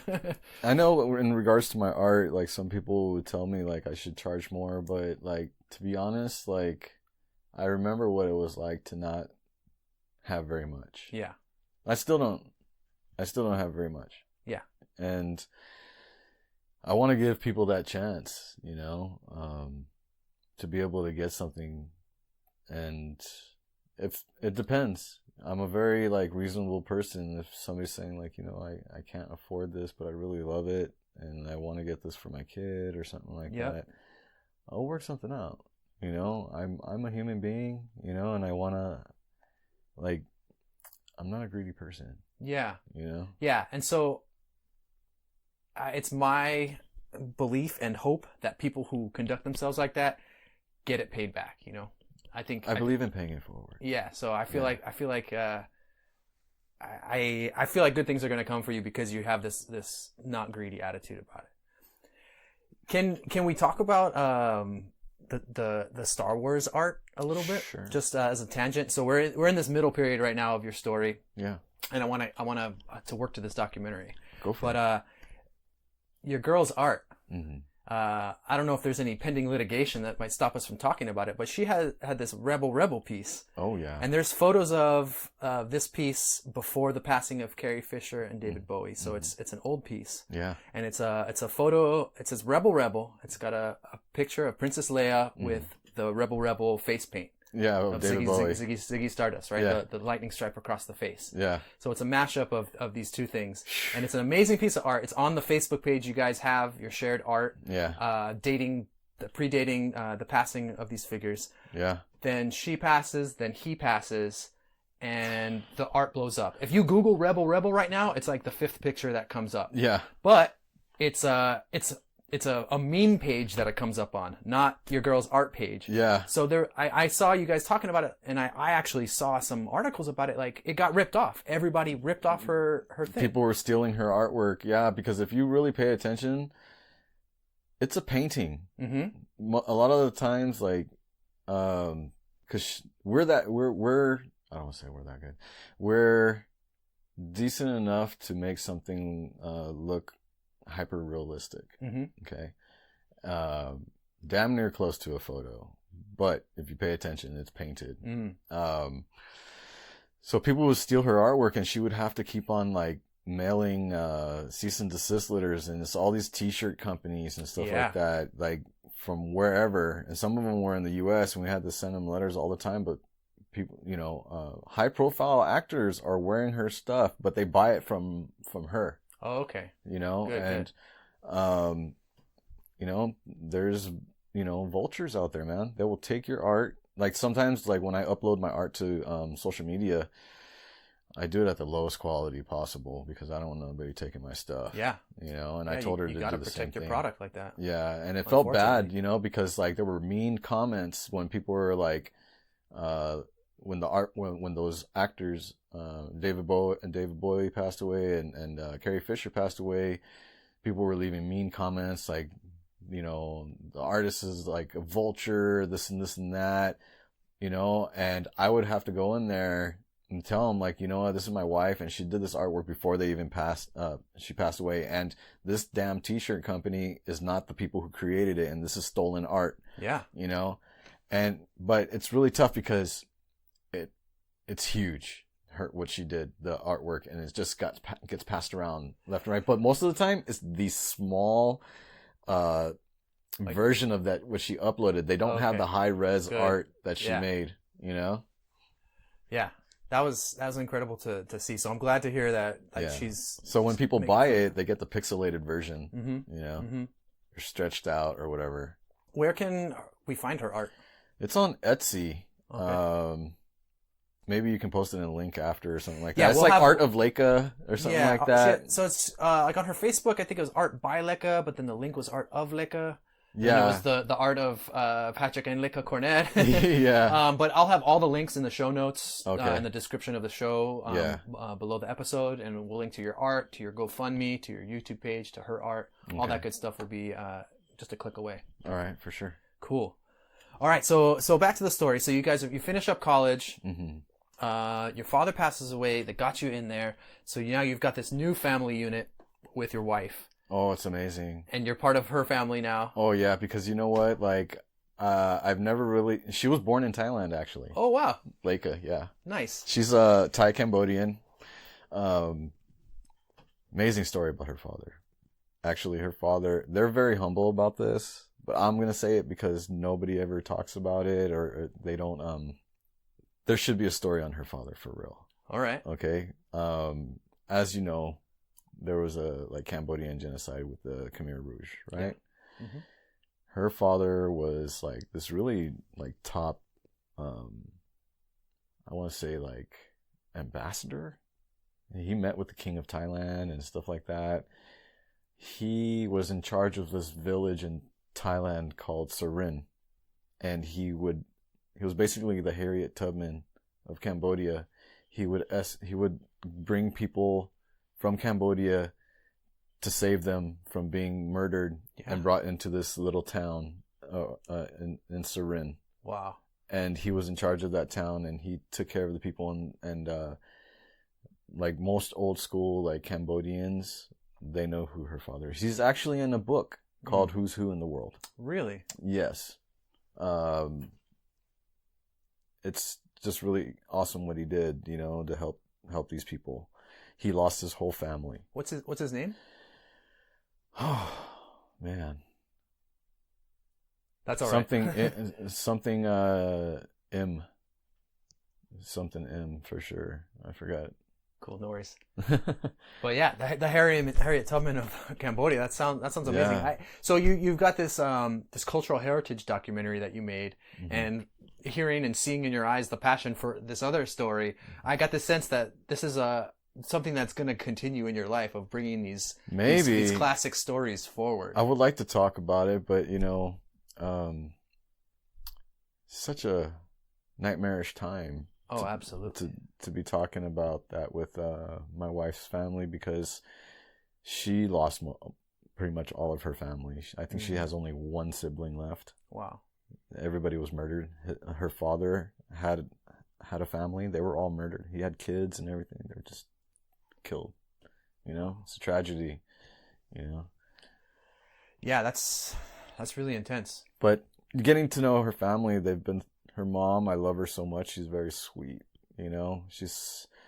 My mom's more of like a tough Thai lady. I almost pretty much tomboyish, but this is Leka's mom is like such a sweetheart, and she's very polite, very soft spoken, and I love her family very much, and I would die to protect it. We'll just keep it at that. Yeah, I'm sure they're happy to have you as a son. Yeah. That's really cool, man. I am kind of like the son that she never had. Her absolutely. Yeah. Absolutely. That's beautiful. I've heard it said more than once. I'm not trying to toot my own horn. But, No, man. Yeah. Yeah, that's great. That's great. So I want to talk about Muay Thai a little bit. Sure. So in your documentary and on your channel, you point out how it got started, that you were back visiting family in Thailand with an injury, and you were 275 pounds, and you were telling them how, oh, hey, look at this picture of me. I used to train Muay Thai. And then they're like, oh yeah, you had a great uncle, and he was a famous Muay Thai fighter, and he got murdered. End of story. And so then you're like, what's more? Tell me more. And then so you find one picture from his funeral, and that sets you off on this epic journey. Yeah. Can you just, before we get into that, so you overcame this difficult gang life, and you joined the military, and through your service you got straightened out. Actually, before I skipped it because there's so much events that happened in my life, Yeah, I know we only have enough time to kind of gloss over it. I actually, my dad, to try to get me to know my culture a little bit better and keep me off the streets a little bit. Yeah. Enrolled me into Muay Thai in 1999, shortly after I got out of that group home, and just to be better out there on the street, but multiple reasons. And that's where I met my teacher, Crew Walter, and wow, he's changed a lot, but he was a scary guy. Yeah. It was a really scary guy.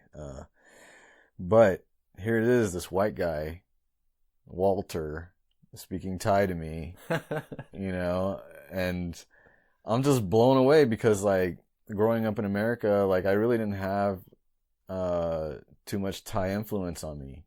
Yeah. And it felt familiar but alien at the same time, but it felt good because I felt like, wow, finally, somebody from a different background took interest in something from my background. Yeah. And I thought that was really cool because it's something you don't really experience all the time. Yeah. At least for me. So yeah, I trained, and up until 2003, before I went into the military, I was always on and off because, the money wasn't there, and but I took that with me into the military, The Muay Thai culture, as well as some of the discipline of the training? Just more of the training aspect. Like, I would take, my teacher had a VHS at the time, and I took it with me when I was on deployment, and I would watch it on the VCR or whatever, and just, okay, let me go try that out on the bags out there. Yeah. And then I had some pads with Muay Thai pads, and I would have some soldiers like hold it sometimes or whatever, so I can practice my kicks and, you know, make them feel a little pain a little bit, you know, because I kick pretty decent. I'm okay. I think so. But it's definitely an eye opener the first time you get kicked with the pads, because if you're not holding it firmly enough, it'll smack you in your face like this. Oh yeah. Yeah. Good times. Yeah, I actually did that to my wife accidentally. Oh, no. Yeah, I was like, "Oh, honey, I'm so sorry." Yeah, so that's like something cool too. So I saw you started training, and then you got her involved, and she started training, and you guys both got super fit and super into it, and yeah, that's pretty cool. I'm still working on it. I'm definitely a lot better than when I was, but it's a lot of work. You know, I know a lot of people don't have respect for athletes. I'm not an athlete. Yeah. But I know the hard work that it comes with trying to get your body, because how do you balance everything in life and then also focus on your overall body? Yeah. You know, it's really hard. Yeah. And especially in America, because life is different compared to living in a Muay Thai camp as a kid or a fighter. Your whole life revolves around it. Right, because you eat, sleep, and poop Muay Thai. You know, yep. Over here you have to work if you got kids. You know, and you're really lucky. So we're here in Monrovia, recording this at the Leia Studios, and right around the corner, down the block, you've got this world-class Muay Thai studio. So we're really fortunate to have that so close by. Yeah, actually, it wasn't always there though. It was in Pasadena when I first started training with my teacher. He didn't even have his own gym yet, and I'm super happy to see like how he has evolved since I first met him. Because he was out of a gym in Pasadena called Bodies in Motion. And now the gym is Sityodtong. Sityodtong? Yeah. And it means like students of Luksit, or Luksit is like students of Yodtong. Yeah. And he's the founder. There's a bio of him on the website and stuff. Yeah, man. He's another individual that, a lot of people would be blown away once they find out who he is and what he's done. He's actually won the lotto and gave money away. Oh, nice. To people, just like people were lining up, and he would hear their story, and he'd give them what he thinks is wow, enough. That's so cool. You don't find that in America. Yeah. You know? Yeah. You don't, and the culture is just different. I feel like people need to step out of their norm and get to know, especially Thai culture, because you can't believe that people are the way that they are, but it works. How kind they are. That's one of the first things that I noticed when I went to Thailand. So I only spent like 3 weeks there. You know, I did a tourist thing. I went to Chiang Mai. But, I've heard stories my whole life of people expatriating there. And I was like, oh, what's so great about Thailand? But I got there, and not only is the country, of course, tropical and beautiful, but yeah, the people were super kind, super nice, super chill. I just felt warm and invited everywhere I went. Right. It depends on where you go, though. Like there are some dangerous parts. It's because like certain influences are in like Pattaya is a tough town, for sure. Bangkok can be tough. Yeah. But for the most part, when you have the street vendors and businesses, the thing that Thai people understand is that people want to spend their money. You know what I mean? They're there to spend money, and if you're not open to other cultures visiting, you're not going to make any business. You're not helping the country grow. You know what I mean? Yeah. You need to build your country up by because look, Thailand right now, Thailand when my dad was starting to go was pretty much kind of like almost like how Cambodia is now. It's a lot of countryside. It's not very underdeveloped. Thailand is I would say at the time it was developing, but now I feel Thailand is developed. Mm-hmm. A lot of people are moving there. There's a lot of job opportunities, and I'm questioning my living status in the U.S. right now. Would you consider living there? I have, but the fear of the unknown. Yeah. is what bothers me. Yeah. Every day is just another chance to jump off, though. We'll see. Yeah. We'll see how it goes. Yeah. Cool. Well, I mean, we'll keep that in mind, of course. Uh-huh. All right, man. So I want to get us back on track here. So you're in Thailand and you're 275. Yeah. And you have an injury. Did that injury come from the military? Or? Yeah. I don't want to give too much away about that because That's I don't cool. want people to use it against me if I ever decide to like get in the ring. Yeah. No worries. Yeah, but we'll just say I couldn't walk very good. And that contributed to the weight? Yeah, and also like just going to school too, like being a full-time student and stuff like that, and just focusing everything you got and trying to be better at art. Yep. The video game lifestyle, just like eating. It's not super physical. No. And I had I had like a Red Bull and Monster almost like every single day of my life. Yeah. It was weird because I ended up getting a urinary tract infection. Yeah. I didn't even know that was possible from drinking all that stuff. Yeah. And so I thought I had like a venereal disease. I mean, STD or something, Yeah. But yeah, luckily I was just like, oh God, yeah, that's not STD all the damn times I've fooled around, in my younger days. And, Came back to bite you. Yeah. No, it just turned out you needed some more water. Yeah. Wow. Yeah. So, going to Thailand and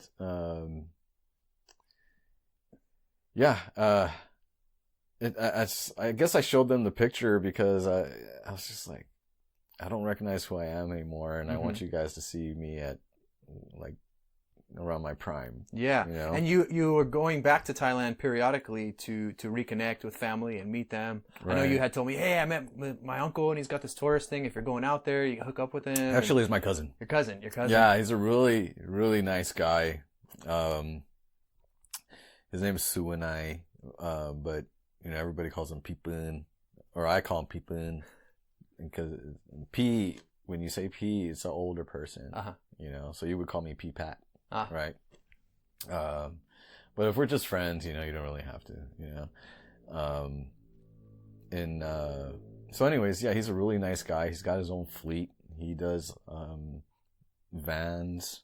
He has like car, I think like a Mercedes or something. He just private rides. You want a private exclusive, like, experience, then he'll just drive you around somewhere. And nice. He's like, I want to go to this like secret jungle waterfall area, and it's like, okay, I know where it is. I'll take you. Nice.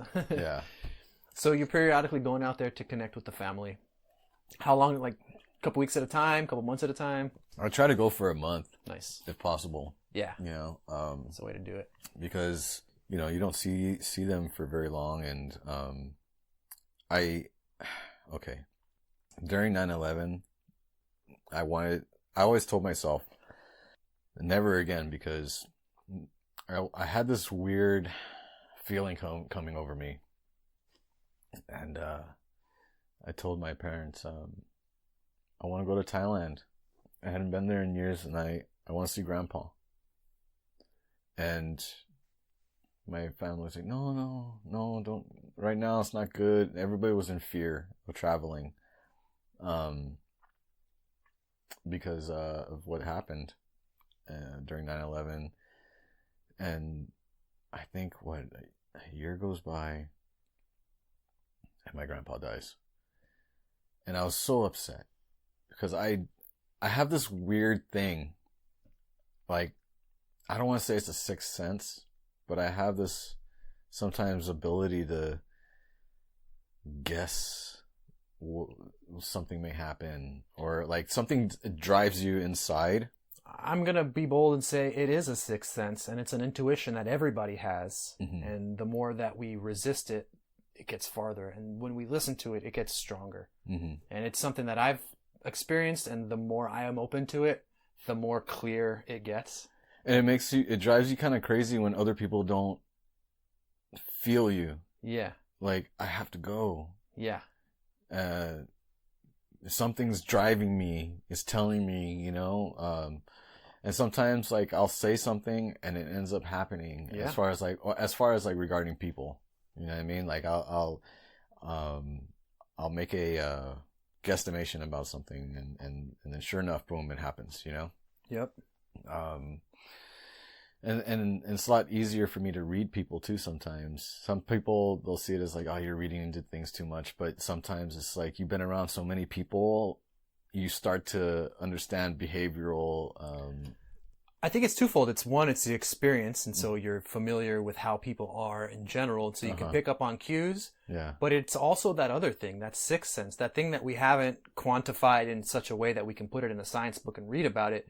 But it's this deep feeling. Right. That is more than what you can intellectually decipher is going on in the room. Right. And I mean, this is a show about curiousness, and that means delving into a little bit of the weirdness or things that aren't super familiar or people might think you're crazy for. Right. And that's okay. So sitting here, to me, like, I believe you and I'm all about that. And I'm going to even take it a step further and say it's not only that we can pick up on the future, we can create the future by visualizing it. Anybody who achieves something amazing, we call them a visionary. What does that mean, right? You have a vision and then you achieve that vision.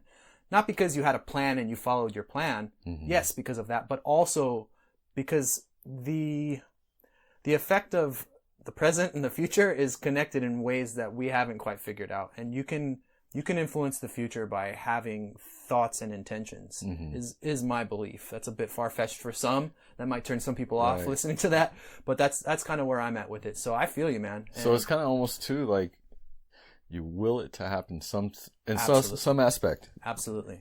It doesn't always work out, but sometimes it's in the stars for you, you know? So where did we leave off? So you had this feeling you wanted to go see your grandpa, but you didn't travel, and then he passed away, unfortunately, and you were devastated. So in Thai culture, you can keep the body up until like 100 days, so that way people have enough time to get their family together and stuff like that. And I was devastated, you know, and I told myself never again. Whenever I get a feeling about something, I take the right action for it, whether it's a decision or how I feel about a certain person. I go with it because I got tired of being told no about something when I feel absolutely right about it, you know? Yeah, you have that happen enough times, you miss out on the opportunities that you knew were going to be there for you, and you decided to take it into your own hands. I'm going through that right now, but it's really hard because it's a different situation. We'll get to that. You know? But with the current state of things. Yeah.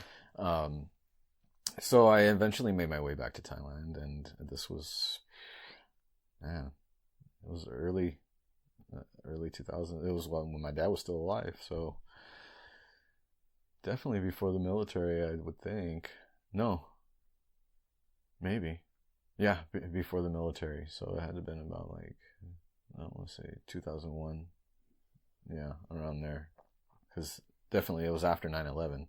So they were just worried, you know, like for my safety because being American or whatever. But then at the same time, I had nobody to remind me that I was brown. They're not really targeting brown people, you know what I mean? If you're an American, because during those times, if you were, you know, more Caucasian looking, then you could be a target for other places.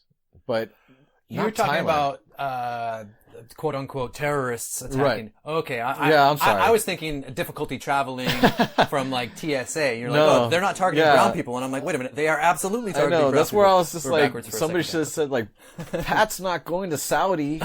You know what I mean? Like, you know, so he's going to Thailand. He's brown. He's going to be all right. Yeah. You know, stop worrying so much. And that's when I told my dad too. I was like, Dad, never again, Dad. I can't. I told you I had a feeling about something. I don't know what it is, but I needed to go see Grandpa. Yeah. You know? Yeah. And I felt bad already because I I was actually in and out of group homes and juvenile hall when my grandma passed away from my mom's side. And I wanted to remedy that. You know, I couldn't really leave the state and stuff. And it's kind of shameful to tell your family, like, well, Pat's in a screwed up situation.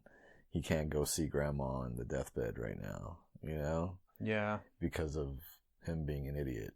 So that made it all more important for you to go see your grandfather. Yeah. I don't know. It's just one day you get these like feelings, you know what I mean? Yeah, I do. And it's a drive and it tells you gotta go, you gotta do this or something. It's like a spidey sense. Yeah, absolutely. You know what I mean? Yeah. So that's when I said, you know what? I'm going to try my hardest to make my own money, save money, and try to go to Thailand every year if you can to see family out of respect and reestablish a family connection, because for many, many years, over a decade or so, I hadn't been back to Thailand, you know, just screwing around in the U.S., you know, doing what I was doing. And I didn't even think they were going to be a part of my life again after coming back to the U.S., you know? Yeah. But I remedied that. I made that happen because I made it a goal to travel back to Thailand. So you've been going periodically after you got out of the service? Yeah, pretty much. Nice. Yeah. So you're back there at that weight. You show them that picture, and then you decide you're going to start training when you get back to the States. You do a little bit of research there. You find the pictures. You decide you want to start looking into it more. And then what got you to like? So this is what I think people find interesting. I find it interesting. Like, what is the actual thought that gets you to shift? Be like, you know what? Today, I'm going to go to the gym and start. Because that first day is the hardest. Well, you know what? It wasn't around until like 2015 when I started getting back into it. Because, well, before anything, I've always been intrigued by my own culture because I didn't get enough of it. Yeah. You know, and whenever like the movie Kickboxer came on, or some kind of movie that involved like Thailand some kind of way, it always, you know, glued me. You know, it brought me, I was like, oh wow, you know, I don't get to see much of my culture, so I'm really into whatever this is, you know. Yep. Even the art, because when I was growing up, I mean, even when I was a kid, I mean, I remember like seeing the art on the walls and on the temples and stuff, and I was like, wow, this is really cool, you know. And I feel like not too many people know about this stuff, you know. And I remember as a kid, there was like, you remember Ultraman? Oh yeah. Yeah. Godzilla, those type of like live action Japanese style-esque films. Yeah. Well, they had one where it was like Ultraman and Hanuman in there. Really? Yeah, and I guess somehow these Thai people got a hold of those old Ultraman costumes or whatever. Yeah. And then they decided to make their own film. Nice. You know, and it's like Hanuman beating up on some like Godzilla enemy type looking creature, you know? Oh man, I can't wait to see this. And it's free on YouTube, actually. Oh, you know I'm going to go look it up after this. Yeah, I think it's called like Hanuman and the Ultraman 7 or something like that. Wow. And I remember, you know, and there's some other films too, the same way with Hanuman. But he was my hero when I was a kid in Thailand, you know? Hanuman? Yeah. Nice. Because, you know, just the way he was, being silly and just, you know, acting like a monkey and everything, you know, but kicking butt at the same time, you know? He's the hero. Yeah. He's great. And, so there were some films I don't know, you remember Billy Blanks? No. Okay. Thai Bo. Thai Bo? That, like an exercise video? Yeah. Vaguely. It was like cardio kickboxing or whatever. Yeah. So, before that, he was in a movie. It was called King of Kickboxers. Okay. And they had this big fight at the end. It wasn't like a super awesome movie, but it was in Thailand, Okay. right? And this guy was like getting revenge because Billy Blanks killed his brother, and but at the end they had this like really final fight, but they were dressed in traditional Thai theater clothes. So he was like the red Hanuman monkey, the red one. I don't know what the name is for that. And then Billy Blanks was Tosakan, the main bad guy with like the tiered heads on the 10 heads. Yeah. So that represents the demon from Sri Lanka from the story Ravana. Yeah. There you go. As the story goes to different places, he might get a different name. Yeah. From the Hindu epic Ramayana. So they were all decked out in the outfits, and I was like, holy crap, this is so cool, even though the movie's like not that great, you know? But I delved into that because growing up in America, you're kind of taken away from your own culture, and I had really nobody. My mom wasn't around, and it's just my dad, so I had to, take whatever I could in. Yeah, absolutely. And definitely Kickboxer and Bloodsport were like some of my favorite films, So yeah, I've tried to mimic drawing Thai art, and I have. It's very hard. It's not as easy as one would think. I mean, they have some similar feel to it. Like if you look at like Hindu art, you know what I mean, and Japanese style art. They look almost cartoonish in a sense, but the line work is so much. Yeah. And yeah, I mean, I guess I've since I've ignored so much of my culture before, I don't even know if I want to say ignored. It's just that I didn't have enough of it. Yeah. Wasn't around for you to engage with. So, I mean, since the arrival of the internet, it's helped me like get in touch with my culture a lot more. Yeah. Just looking at all the artwork and then trying to get understanding of like, what some of these stories are, like, Hanuman ended up having a kid and stuff like that with a mermaid, and wow. It's like, I don't know that tale. I think it would be an awesome like movie, but I feel like for Western culture, it's too much for them because of the... Well, you'd be surprised. So one of the things that I'm interested in is, like, I don't want to go off on this tangent too much because I want to get into your story. But so the Ramayana tradition, it's all from Middle East to Indonesia and everything in between. It takes on a lot of different forms. But now it's in America, and you've got all these Western devotees of Hanuman and these Hanuman traditions. There's this one epic poem that's recited like a song called the Hanuman Chalisa, and it's in this Eastern Hindi dialect called Awadhi, which is actually its own language, but people call it a dialect because whoever has power has the authority to call it a language. But anyway, so it's this language that all these Westerners are memorizing, these 40 lines in this other language because of their love and devotion to Hanuman. They don't speak the language, but they can sing this 10-minute song in a completely different language because of their love for it. So some of these things that we might think are too fantastical wouldn't translate here. People are finding tremendous value in them. So don't sell yourself short if you want to bring some of that stuff into this culture, because maybe some of the strangeness will intrigue people enough to ask what is the deeper message here. And what I think is happening now as many Americans are turning to other traditions is that, we have lost our sense of religion and morality and values. And so I know for me, I've learned so much from the Ramayana just in terms of the love and relationships between the characters. And I've learned how I can be a better person through the example put forth in some of these stories that I had never even encountered in my own culture.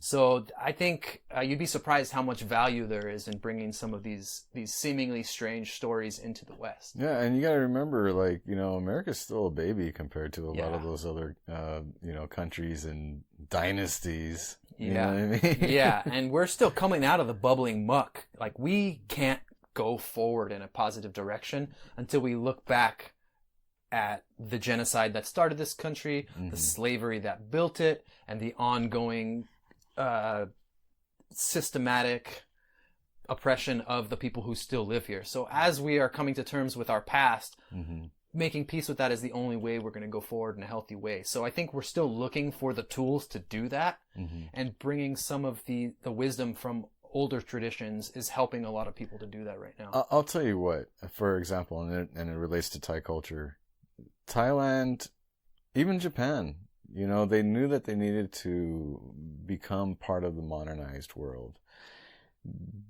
They knew that they weren't going to go anywhere unless they were open to other countries and, you know, people from different ethnic backgrounds coming into their country and assisting however. And look where Thailand is today. You know what I mean? It's so much better than what it was. And money is over there now. There's so many jobs. There's so many Westerners leaving America to get jobs in Thailand. And I'm just like, it's just really, really tough decision. Yeah, I think from what you've told me about your sense of intuition, that when the time is right, you'll feel it. Yeah. Like, I think, so what you're doing right now is you're planning to go back and forth and do all this research. Yeah. That's going to help you build the network, build connections. And if the time's right, I think you'll know. Yeah. I think you'll know. So I want to get to that. Let's jump right. in here. Sure. So let's talk about your channel. You have a YouTube channel, Muay LA, and your logo is a graffiti logo. I love it. Yeah. It's true to your roots. And so you got a few different videos on there. You review some gear. The most recent one is a video of you doing a round of training in 37-pound chainmail, set to a proper medieval tune with a castle in the background of the video. True to your artistic roots. I love it. You've got a really touching video of your mom reading about your great uncle who you ended up doing the documentary about. Yeah. As well as you documented some fights from the place you train, as well as the fighters from your gym, going around LA at some other events. Yeah. So it's a real cool channel. I think people are going to dig it because you're highlighting the actual stuff that's happening here. You're highlighting Thai culture and Muay Thai culture. And then, like I said in the beginning, it's also documenting your transition and how Muay Thai is helping you. And so I think your passion and your interest in getting to know your roots really comes through. Like, people who are already masters in their field, they kind of talk about some of the stuff blasé, like it's casual, like they assume everybody knows everything already. But you're still learning about it and really excited about that, and that comes through. So I don't know if you want to talk a little bit about your channel itself, but I'd like to really jump into this documentary. All right. Well, first, just to go back real quick, back in 2015, I was just tired of being hurt, and the Veterans Affairs really wasn't doing anything for me. You know what I mean? They're just like, here's some painkillers and here's some, you know, some money. I'm still hurting, you know, but I've gotten better since the weight loss. And I wanted to reconnect with my culture too, you know, and my teacher, he's not a bad guy, you know. Some people when they first, you know, look at him, like, oh, he's kind of intimidating or whatever. But you know what? Like, I needed that cultural aspect everywhere, you know. And so I decided to go back to train. And I didn't think of like making a channel or anything like that at the time. It was just more focused on weight loss. But people are, you know, when they hear like how big I was and they see a picture, they're just, wow, you know. But it takes a lot to get your mind right, you know. It's way more mental than it is physical. Yeah. That's the same thing with the military too, you know. But there is a physical aspect to it. But you gotta want to have it. It's that same like drive that I have. That, you know, once I set my mind to something I want, I'm not one of those people that really try to dilly-dally too long. Yep. You know, I'm just gonna go and take care of it. I don't know. It's just I wanted to. Some people have brought it up to me before, and just you should do like a video on your like weight loss journey and this and that. And I still haven't done one on that. Yeah. So for those who haven't checked out the channel, you keep alluding to doing more of this, but you want to focus the channel more on the Muay Thai and the gym and the culture. Yeah. So it's just, I have a lot of content. Yep. But only so much time to like, I hear you. To put it out. And also you got to remember, like, I'm involved with my gym. I'm a cornerman. Okay. So, cool. So next week there's a fight, and I'm more than likely going to be, which I'm honored to do, is to help corner the fighter, and if I get a chance, film it. It's not easy to film and corner at the same time. I imagine. Yeah. Yeah. And the perspective is definitely different. You're right there, like at the bottom of the ring, and you're just trying to film, and as to being across the room and getting the perfect shot. So I gotta say, like, your style for editing is fluid and fun. The way you clip it together, like, your ability to track time, I'm really impressed by. The way you clip together the fights and the music, and you have it like starting and ending and in the middle. You know what's funny? You did this in the documentary too, really well. I took this, I learned it in a day. Nice. But I guess I definitely want to try to give it that California feel. It's got that. Even like some of the filters that I put in and stuff. I try to make it look like an old skate video. Yep. It's just, maybe that's why I like it so much. Yeah. So when people come to, I want them to feel like, oh, this is West Coast. And what's really cool is that I'm not only going to be filming like pro fights, I'm filming the even before amateur fights, because we got this one guy, he's rising. Yeah. His name is Mark, and he's in some of the videos, and he hasn't lost a fight yet, but I've done filming of his like pre-amateur fight. He just had his like amateur debut recently. Yeah. And it's really cool because you get to see the journey of this guy getting up there, and my gym creates champions. Yeah, man. And it looks like a cool place online. I haven't been in there in person. It'd be cool to come down sometime and check it out. But you're entitled to a free session, I believe. Yeah, anybody. On there, I think you get like a free week of training or something when you sign up. I or think a free so. Session or a free there's some kind of trial class, introductory deal. Yeah. It seems like a top notch spot. It is, and it's a very famous camp in Thailand. And as you know, I kind of like brought up a little bit of our Grandmaster, what he's done, and he's like one of the most well-known like Muay Thai coaches and trainers out there. Yeah, there's a nice biography, or brief, but nice biography. He's a very special guy on the website. A very special guy, he is. So yeah, I decided to make this channel, and I wasn't gonna delve right into my grandmother's brother's story just yet, but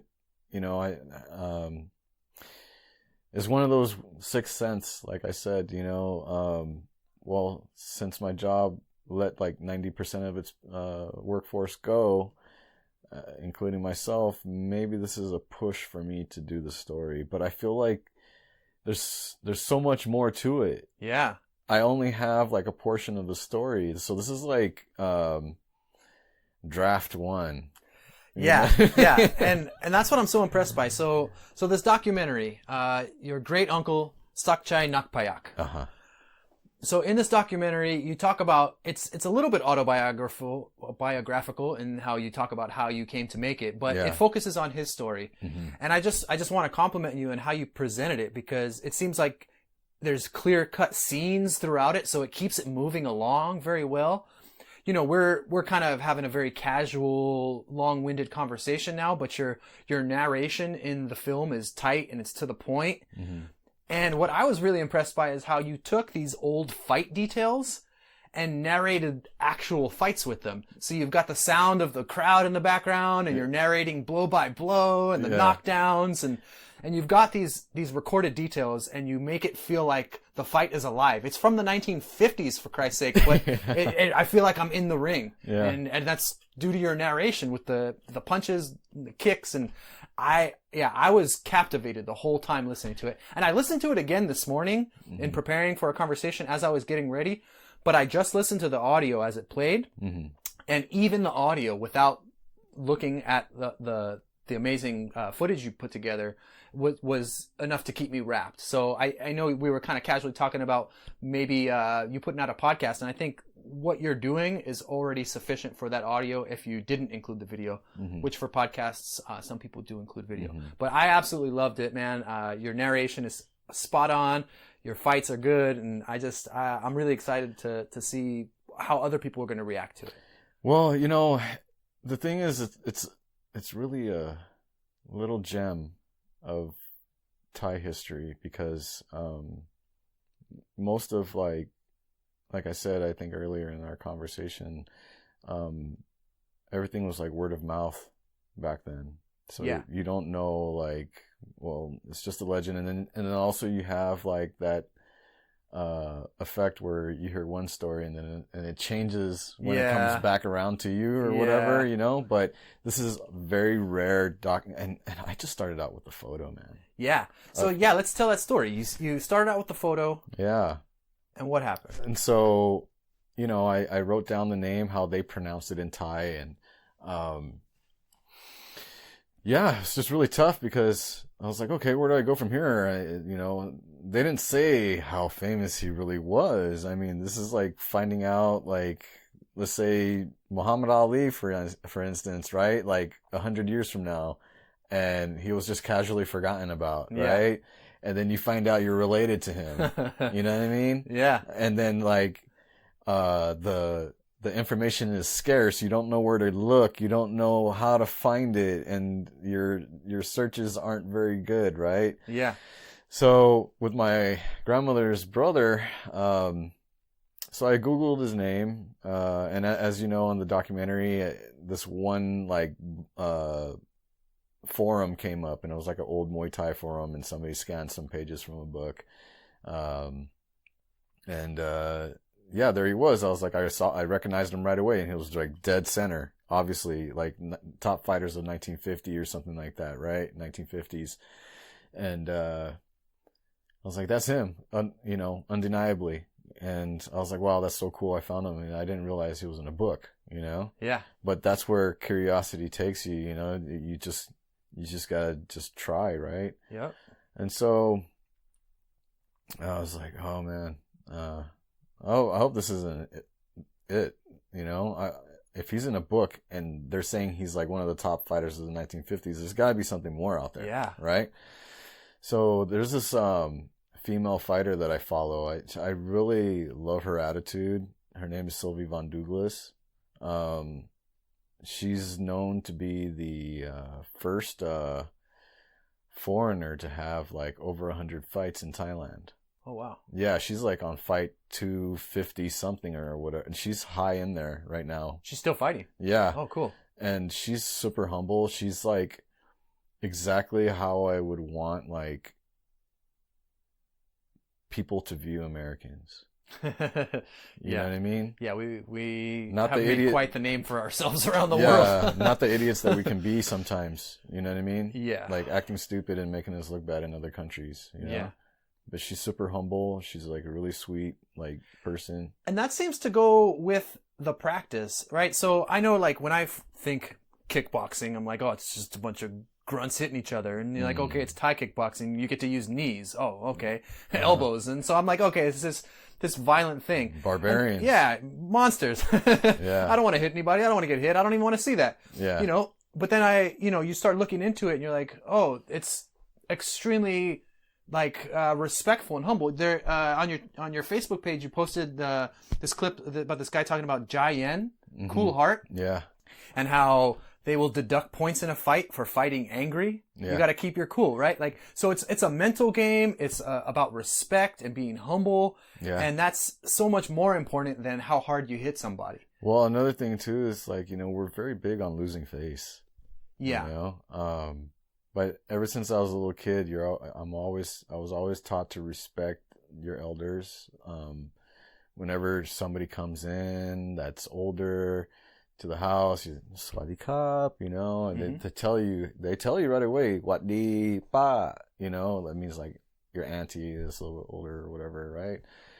And you do it, and you're just like taught that way from being a kid, I mean, it's not to say that, Thai people can't be violent, because they can be, you know what I mean? But people are people. Yeah, but in the Muay Thai culture, respect is everything. Honor is everything. Respect to your teacher, your school, your family, whatever deity or God that you believe in or whatever, it's all about respect.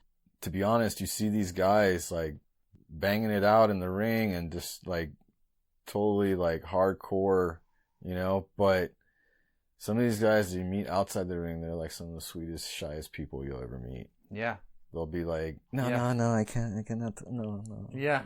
Just very shy and timid, some people, Mm-hmm. But in the ring, they can be total killers. I think, you hear fighters talk about that all the time. Like, if you have the ability to be strong, you're confident, and so you're not walking around in fear. So you don't gotta flex. You don't gotta look tough out on the street, because you're tough inside. Yeah. So so a lot of the toughest guys are actually really nice and gentle. Yeah. And that's beautiful to see. Yeah, and I think in terms of like martial arts in general, there's usually this profundity that exists in how the cultures are respectful, and from the outside it always seems so violent. Mm-hmm. But from the inside, it's really about discipline and honor and respect. Oh, you got to think about too, the Y crew is the warrior dance that they do before the fight. I don't know and it's much, and that's one thing that kind of upsets me a little bit sometimes when I go to these like kickboxing events and stuff, because like us as Americans, we're very closed off to other cultures, and they don't want to see that beautiful Y crew, because the Y crew actually means like Y, like paying your respects with the praying hands. Mm-hmm. Crew means teacher. So you're respecting your teacher. Yeah. And every camp in Thailand that has their own Y crew it's very different. They're not all the same. And if you're an avid like watcher of like Muay Thai fights, you can be good enough to find out where they're fighting from based on their Y crew. Oh, yeah. You know what I mean? Yeah. And that's cool. And it's not all about the violence. No. And the awesome thing about the Y crew is that it helps the fighter get warmed up and the blood circulation going. And before the fight, it helps them relax. You know what I mean? And I feel like it's a critical part, and it's part of the culture. And I feel like as Americans, that's why we have MMA too. Like, MMA is basically taking everything that they want and throwing everything away, the cultural aspect. Yep. And I understand that having a Y crew for every single match is definitely going to make a fight carry on like very long. How long do they take? There's usually 5 rounds. So 5 rounds, 5 minutes. Sometimes it depends on the if it's amateur. I think it's like 3 minutes. But how long does the Y crew take? Or 3-5 minutes. No, I mean, the Y crew can take up to 2, 3 to 5 minutes, depending on the school. Okay. Wait, I think it's like 3 5-minute rounds for, yeah. So it can add like an extra half hour, 45 minutes to the whole event. Yeah, I mean, which a 3-hour event is going to make it that much longer. So I mean, I understand that aspect, but they should allow each fighter to like, and they also seal the ring. They walk around and they hold the hand on the rope, and then they kind of like do a little like motion or a prayer at each corner, and it's to remove. It's a spiritual thing. Yeah. To remove all the negativity in that ring or whatever is left over, or just some people think it's bad spirits or whatever. Yep. It just depends on what you believe. So Thai culture is really interesting. So I learned a little bit when I was there. So it's a fusion, right? So the before Buddhism and Hinduism entered, there was animism. And so the temples are in this animist form, and you have a Buddha inside and a Hanuman outside guarding it. So it's like this really interesting fusion of traditions, and they didn't do away with one or the other. In the West, nowadays, we think we have to have clear delineated lines. Either you're this religion or that religion. Yeah. But throughout history, it wasn't so clear, and you could mix it really easily, and it wasn't a big deal. It's very reminiscent of like what natives did, is like believe in spirits of the forest and nature spirits. It's kind of the root of most or many world religions. I've actually just started delving into that recently. Actually, nice. Nice. There's some pottery and stuff up north that they found. There's an excavation site or something like that. They found some early pottery and stuff like that. It's pretty cool. Yeah, I didn't even know that. I'm super interested in history and archaeology and the anthropology of religion and how it's moved throughout Asia and Southeast Asia. It said that the original settlers were actually African. Wow. If there's actually a tribe right now in Thailand, I believe somewhere up north, you can tell that they're definitely half African and half Asian. This mix that you can tell that they're the last surviving tribe of original, because if you look at Thai people, you got dark people like me, you have your very light, almost Chinese looking, because there's influences from Mongolia, India, Africa, and so that's why you see many different colors of Thai people, but they're all Thai. Yeah. But even your great uncle, you said in the film, his father was Chinese. Yeah, definitely. But my mom's father, super dark, super dark. Yeah. Yeah. And then there's a lot of what they call hill tribes in Thailand. People who aren't part of the main Thai population. They stay somewhat isolated. And preserve their culture and. Right. So right now, thing that's going on in Thailand is, it's a lot of the media kind of messed up. Sorry to stray away from the conversation, but fairer skin is the ideal because of Western culture and stuff like that. Throughout my travels in Thailand, I'm always surprised. You can't get a skin lotion that doesn't have a whitener in it. Yeah, bleach. Come on, man. Some skin bleach. You're kidding me. Whereas here in America, we're can we go to the tanning booth again today? Everybody wants to be darker. So, I think it's a case of the grass is greener. Yeah. But, we also do have decades of Western and American influence telling the world that this is the best way to be. Yeah. So it's psychological warfare that has played out, and now you have, people modifying their bodies to look how they think beauty should be. Yeah. When really diversity is amazing and everybody's beautiful, but right. Yeah, it's a trip, man. So let's get back to so trying to find out. I messaged Sylvie and because she trains right now. She's doing what she's doing right now is pretty awesome. She's trying to preserve some of the teachings and videos of these last remaining Muay Thai masters, dude, that everybody idolized, because I think it was 80s and 90s. It was kind of what they consider the golden age of Muay Thai. Okay. And it was super awesome. Well, you had, like you said, all those movies were coming out. Yeah. Kickboxing movies. People were starting to get a feeling for what is Muay Thai. This stuff is brutal. When it first came on the scene, all those old school martial arts dudes, they did not like it. Mm-hmm. They called it dirty fighting. But you got to remember, Muay Thai is an ancient art, thousands of years that fought. You had to fight without weapons. You had Muay Thai to defend yourself against invading armies, farmers, what are you going to do? What are you going to do if you drop your weapon? You know what I mean? So you'd have all these early kickboxing matches, and they'd water down some of the Thai fighters' rules so that way they couldn't use their elbows, they couldn't use their knees, And I'm going to get into the video about that. I'm not about trash talking, but I am about talking the truth. Yeah. About what happened, you know what I mean? And what's out there.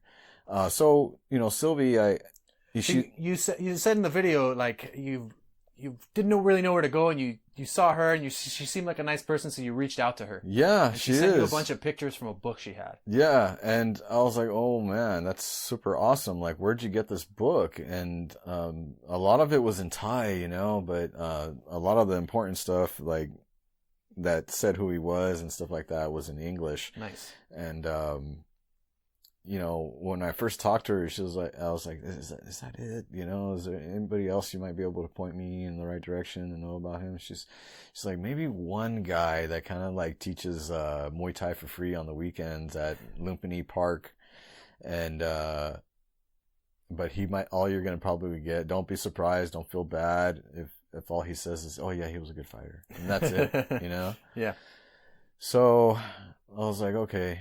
My wife ended up buying that book for me, and it was super awesome. She had to order it from Thailand, and it was to have something physical like that. You know what I mean? It was like very touching, and I felt a lot more closer. But was it motivating also to keep? Yeah, to keep digging, because I was like, okay, come on now. He's in 2 books now. Like, why is there hardly anything about him? I knew that much, that he was murdered, and so I decided to go back to that forum, and I looked, and I found the person who scanned it mentioned where he got it from. It was from a convention in China, a Muay Thai convention in China, and this is the author of the book, Alex Su, right? And, me just being curious and just wanting to go and dig some more. I was like, oh, I found him. I looked him up on Facebook, and I messaged him, and the only way I knew it was him was because like some of the pages that were scanned had this like statue of this like I think it's Nakhon. It's a famous Muay Thai fighter that fought off like 10 Burmese soldiers. It's another awesome story. Thai people are very proud people, and that definitely makes a lot of Thai people proud, because he won his freedom by defeating all those. Oh wow! He was a prisoner of war. Yeah. So is this man the Chinese Muay Thai scholar that you mentioned in the documentary? He's a historian and author, and he's part of this. He's been on like the Muay Thai Council and stuff like that. He's a very important guy, but from China, and I'm still tripping out like how this guy Alex is able. I mean, it's not just on my uncle. Yeah, he's got stuff on other fighters. I'm sure. And he's made it his whole life's work. And that's amazing. I wouldn't have this story without him. And it's a hell of a story. So you uncovered quite a bit. I don't know how much of it was through him, but you narrate your uncle's life. Yeah. And you tell about, there's some recorded details of his personality. He fought in and out of the ring, but he was also quiet and humble and shy. Yeah. The ladies loved him, but he was a one-woman man. Yeah. Yeah, man, you uncovered a lot of details, and you painted a really beautiful story in your documentary. Yeah, actually, he has like Alex sent me like a bunch of newspaper articles, and then also like things people that wrote about him during the 1950s, Oh. And he was in magazines, and just like some people were just like, yeah, it's kind of like, don't forget about, or here, hey, remember, this is something may have came out in like 1970 or whatever, but it talks about like Sakchai or whatever in this like small like column or something like that. So he sent me everything that he had, all the newspapers that came out during the time when he got murdered and stuff like that. It seems that Sakchai is like one of his favorite like fighters. Well, it's an amazing story. Well, from what I understand, he was contender for greatest Muay Thai fighter of all time. And then he got murdered in his prime. Yeah. And I guess, we have the story, but there's also some mystery surrounding his death. It's crazy. So it's an amazing legend. No wonder there's a lot of intrigue around it. And that's why I think it's so exciting that you're drawing this out and presenting it in such a palatable way for people to take in. Yeah. Entertaining. Yeah, I don't want to like entertain too much of the theories, because Thailand can be dangerous, man. Yeah. You know what I mean? And you can't go going around asking too many questions and stuff, Okay. You got to be careful, and just during those days, like it was gangster, man. Yeah. 1950s Thailand was gangster, dude. Like they didn't shoot you, they stabbed you to death, man. There's a movie out there that I watched on a flight to Thailand, actually. I thought it was kind of cool. It was it's called Antapal, but released in the US it's called The Gangster. And it's about 1950s Thailand. Wow. And they called it the Age of Knives, transitioning into the Age of Guns. And the only guns that they had at the time were like zip shooters or whatever, just like one shot or whatever, you know, that they made out of a pipe or something. But yeah, the Thai dudes walking around with like pompadours and looking like Elvis and stuff. It was definitely revisiting it. It kind of made me visualize a little bit like how life was like for my uncle, you know? And it wasn't very common. It wasn't uncommon that, you know, Muay Thai fighters or whatever would just get into like some street stuff, street beef, you know, getting stabbed to death or whatever. Or other gyms. Some gyms were like straight up like crews of gangsters. Wow. In Thailand. Yeah. That makes sense. But your uncle, your great uncle, his story wasn't that. He wasn't just causing some trouble on the street. No. He was defending his lady. Yeah. Yeah. So I thought that was really powerful. That was that moment that you narrated. I was just like, damn. Yeah. Yeah. It was tough because I'm still, she may be alive. Yeah. That's what you said when we started talking. You got some new information. She may be alive, and you found out she had a kid. Pregnant. 3 months when he died. When he died, yeah. Yeah. So you accumulated a bunch of information and you put together this documentary all on your own? Yeah. All on your own. Yeah. You got awesome music behind it. Your narration is spot on. Without the music, you know, that was an outside source and stuff like that, but it helped. But pretty much putting the video together and getting the translations through my mom and my wife's sister. So yeah, I didn't do it entirely on my own, but making the video, like I needed those elements from other people. Absolutely. Yeah. Cool. So you've got this GoFundMe page. Yeah. And you're trying to raise some more money because you've got a few more leads. You got some connections in Thailand. You know, there's some clear-cut places you need to go. Yeah. You were laid off from work, so you've got some time to do it right now, but you don't have the money to do it. Yeah. So, I mean, I have money that might last a little while longer because I'm right now like I'm trying to diligently find a job. But if I had some help, I might be able to just go. Because what's a couple of weeks? You know what I mean? For help, you know, whatever donations I can get, because I can be applying for a job all this time, and I probably won't even get a job until like 4 months from now. I don't know. I've been out of work before. I've, you know, and it sucks. How that goes. You know, I hear you. But if I can go now, fresh, and still apply for jobs while I'm overseas or whatever, at least I can still be like doing something positive and contributing more to the story. You know, absolutely. And there's a lot. I mean, regardless, there is his fight robe over there. Yeah. And they're not just going to give it to anybody. I'm the only one that's doing Muay Thai in the family right now. And I feel it's a good way to be an honor to like meet them, not just like take the stuff, you know, or have somebody go and pick it up and just take it like some thieves or something, you know. I want to go and meet these people and pay respects, and then do some investigating of where the gym was, because from what I understand, the gym closed down a long time ago, Nakpayak gym, and I still need to figure out if it was in Rayong or in Bangkok.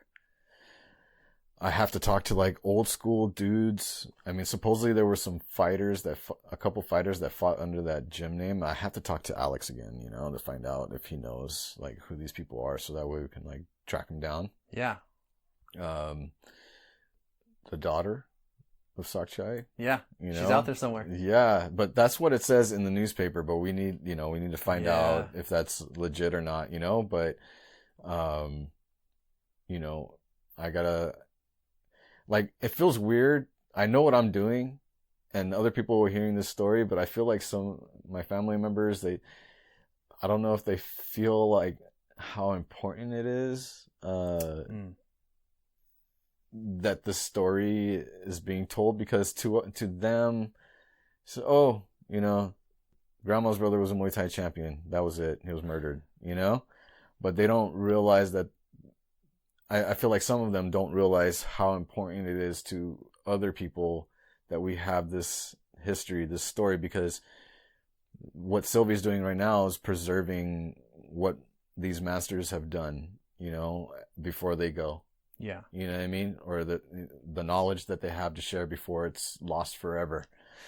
And we've already lost a lot of like techniques and masters and stuff like that. But what I have with my granduncle is very rare, you know? And I feel like it's a treasure for Muay Thai culture. You know? Yeah, absolutely. I personally am not very interested in Muay Thai, and your story is a treasure for me. Yeah, I love a good story. Doesn't matter like what it's about necessarily. If it's a good story and it's got emotion and you're connected to the characters, because it doesn't matter what we're doing. We like we said in the beginning, we share the same human values, right? So yeah, I'm not very interested in Muay Thai, but your story, your personal story, and the story of your granduncle had me just captivated the whole time. So I think culturally, it's important in and out of Muay Thai circles. And I feel it's important too because I feel like we're losing a lot of ourselves, getting in more into the modern age. Yes, you know, I agree. But there are still people who practice the traditional arts of like mask making and the traditional dancing and stuff like that. You know, that is definitely preserving the culture. But imagine if you could find out who was the first person who designed that. Yeah. You know what I mean? Yeah. That's part of history, you know? Yeah. It's like this person actually came up with how this looked. And this is the art style that the person who created it is so-and-so or whatever. Maybe they have that information, but what if they never did have that information? You know, it's just the more things that you can put into history, you know, it's just, I feel it's better to know where you come from and just more information about it, not just something lost to history. Yeah, absolutely. You It know? makes the understanding of it and the appreciation of it that much more rich and colorful. And I think sometimes having more details inspires people to get more into it, right?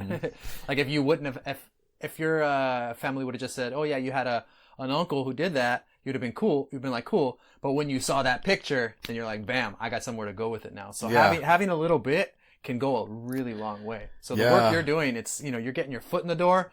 But it's it's opening it up. Like it's getting me interested in Muay Thai. Sometimes it's I feel like I'm chasing a ghost, you know, and it's just really tough, you know. It's like because I don't know where it's gonna lead to, but even with the story that I have now, it's cool. But I know that there's more. I mean, I still have a little bit that I know that I still need to gather, you know. Yeah. Because if I do find the other students, I can preserve the Y crew. Yeah. That's very important. Yeah. You know what I mean? Because if I can see what the Y crew looked like, I'm saving that. That's like, the way you explained it, it's like this prayer and this homage to the teacher and to the lineage. Yeah. Yeah, that seems like a powerful component. I'm glad that's something you're I don't want it to be lost to like history. Yeah. You know? Even if it's some old man trying to recreate it, at least I can try to mimic it, you know, what it looked like, because I'm pretty sure if they're in their prime, it looks so beautiful. But who knows? It might meet an old 80-year-old guy that knows how to do it beautifully. That'd be super cool. You know? Yeah. So I think your cultural preservation work is what excites me the most about it. I'm curious to know what you're going to dig up. So people can check out your documentary on your YouTube page. Yes. Muay LA. Yeah. N-A-K-M-U-A-Y-L-A. But they have to go.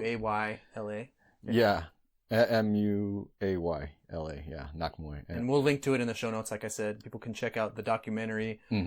30 minutes on there.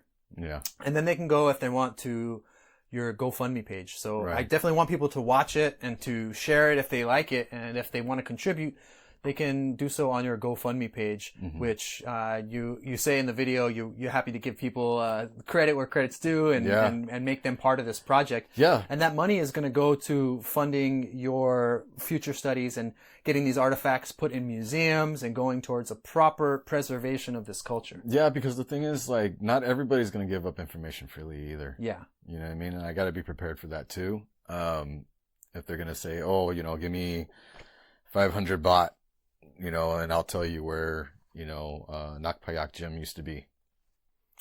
Yeah. I'm not going to turn that down. Yeah, so that was another thing about Thailand. So when I was there, all the tourists I was with, they were like, oh yeah, no problem anywhere, except I got pulled over by the cops today, and I didn't have an international license, so they shook me down for half the money in my wallet.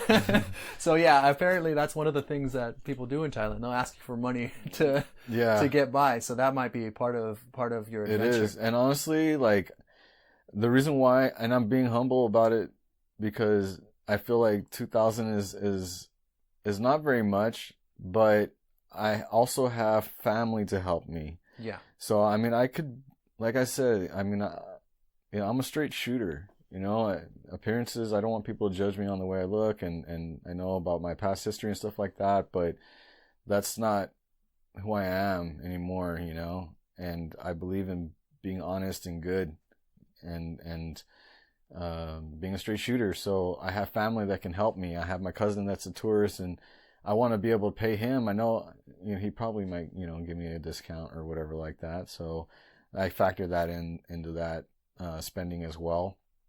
And I just know I don't need to stay in some like 5-star hotel. You know what I mean? I can stay in like a little shack or whatever in a mosquito net, and budget my money so that way I can find it. And honestly, if I don't, I'm going to have like a small portion of my personal money that I'll try my best to like use. And then, whatever I don't use for, what's been donated, I would want to try to like disperse it back evenly to everybody else. Like, so whether they get $5 back or whatever it is, because I'm only dedicating that, 2000 towards like whatever I do for the trip and film. Yeah. You know what I mean? Well, remember, it's an ongoing effort. So even when you come back with this information, you can need time to put it together. And if you do end up putting a proper full-length documentary together, that's going to require resources as well as distribution and all the things that come along with that. So have the long-term strategy about that money too. Well, actually, the way the next film is going to be more, my vision is narrated by Sakchai. So you're hearing the story in like maybe somebody's like typical Thai accent. And, I was born in Chonburi or whatever, you know what I mean? But like, that's how it's going to be. Yeah, that'd be cool. That's how I want to do it. And I want to do this like, maybe from the History Channel or something similar to that, like how I remember the History Channel, like some kind of special, Before they went off on the alien tip. Yeah, because like my journey of discovery, that's done. You know what I mean? The more important story is the story of Sakchai. You know what I mean? And then maybe after the documentary, like on some kind of DVD, it's like a special feature where it talks about my discovery or whatever, and what we're doing here, kind of like going into like how the whole story came about, how it was found out and stuff like that, and like special features or something like that. And it'll be on a disc. Yeah. You know what I mean? So I want to make a movie, and me and Alex are talking about it. I didn't even bring it up, it was more Alex, that kind of suggested it. He said it would be a great movie, to talk about, because there's a lot of Muay Thai movies out there, but none I don't think would be as great as this. I mean, you have your, kickboxer, and I want to be your student, and they're sensational. That's typical Karate Kid stuff. Yeah. You know what I mean? Yeah. And I mean, this is an epic story of love and loss, of coming up in the ranks, of rags to riches. Like, it's got all the elements of the human condition that people love to hear about. It'd be without having to over sensationalize any of it, because it's all amazing as it is. And there's I've seen some like Muay Thai movies, and I mean, Thai people love action, but I feel like they're also very patriotic. And they love anything to do with like Thai culture. Like whenever you watch something where it's from 1,000 years ago or 2,000 years ago, you know, in the ancient land or ancient capital of Ayutthaya, you know, and how it got destroyed by the Burmese or whatever. Thai people are very into those movies, and I've seen those movies. Like, there's a movie called The Legend of Suryodhai. It's this princess or queen in Thailand, and it was beautifully done. And they're getting really good with the movie making out there. I remember when it was just like, it's starting to look kind of like Hindi, like filming. You know, that graininess that I kind of have with my videos, you know? It's got a real nice analog feel to it. Yeah. So, Texture. and it's almost like, some of it's almost like a homemade video or something like that, you know? But no, they're getting really top notch out there in their movie making, especially with this movie called Ong Bak. That really helped, like, bring a peak in interest in Muay Thai. Because, they see him and they're like, he's like he's like the Thai Jackie Chan, like, oh man, the stunts that he was doing in that movie is just, and the Muay Thai, stuff that he was doing, not everybody can even achieve that, but he's an actor, but he's super badass. And Jackie Chan it also features, Sityodtong Senanan, our grandmaster in that movie. Oh, wow. Yeah. Bringing it all together. Yeah. Tying it all up. You know, that's cool. So it was a really big, part of like Muay Thai. It helped us like get, you know, more influence and interest, you know? So yeah, I think it would be cool to make a movie, but if we can do it in the style of like, it's almost like a documentary or you know, a narration of his life and just, you know, happenings. And I want to get more of the Sunni and Sakchai story. Yeah. You know, I want to know where they met.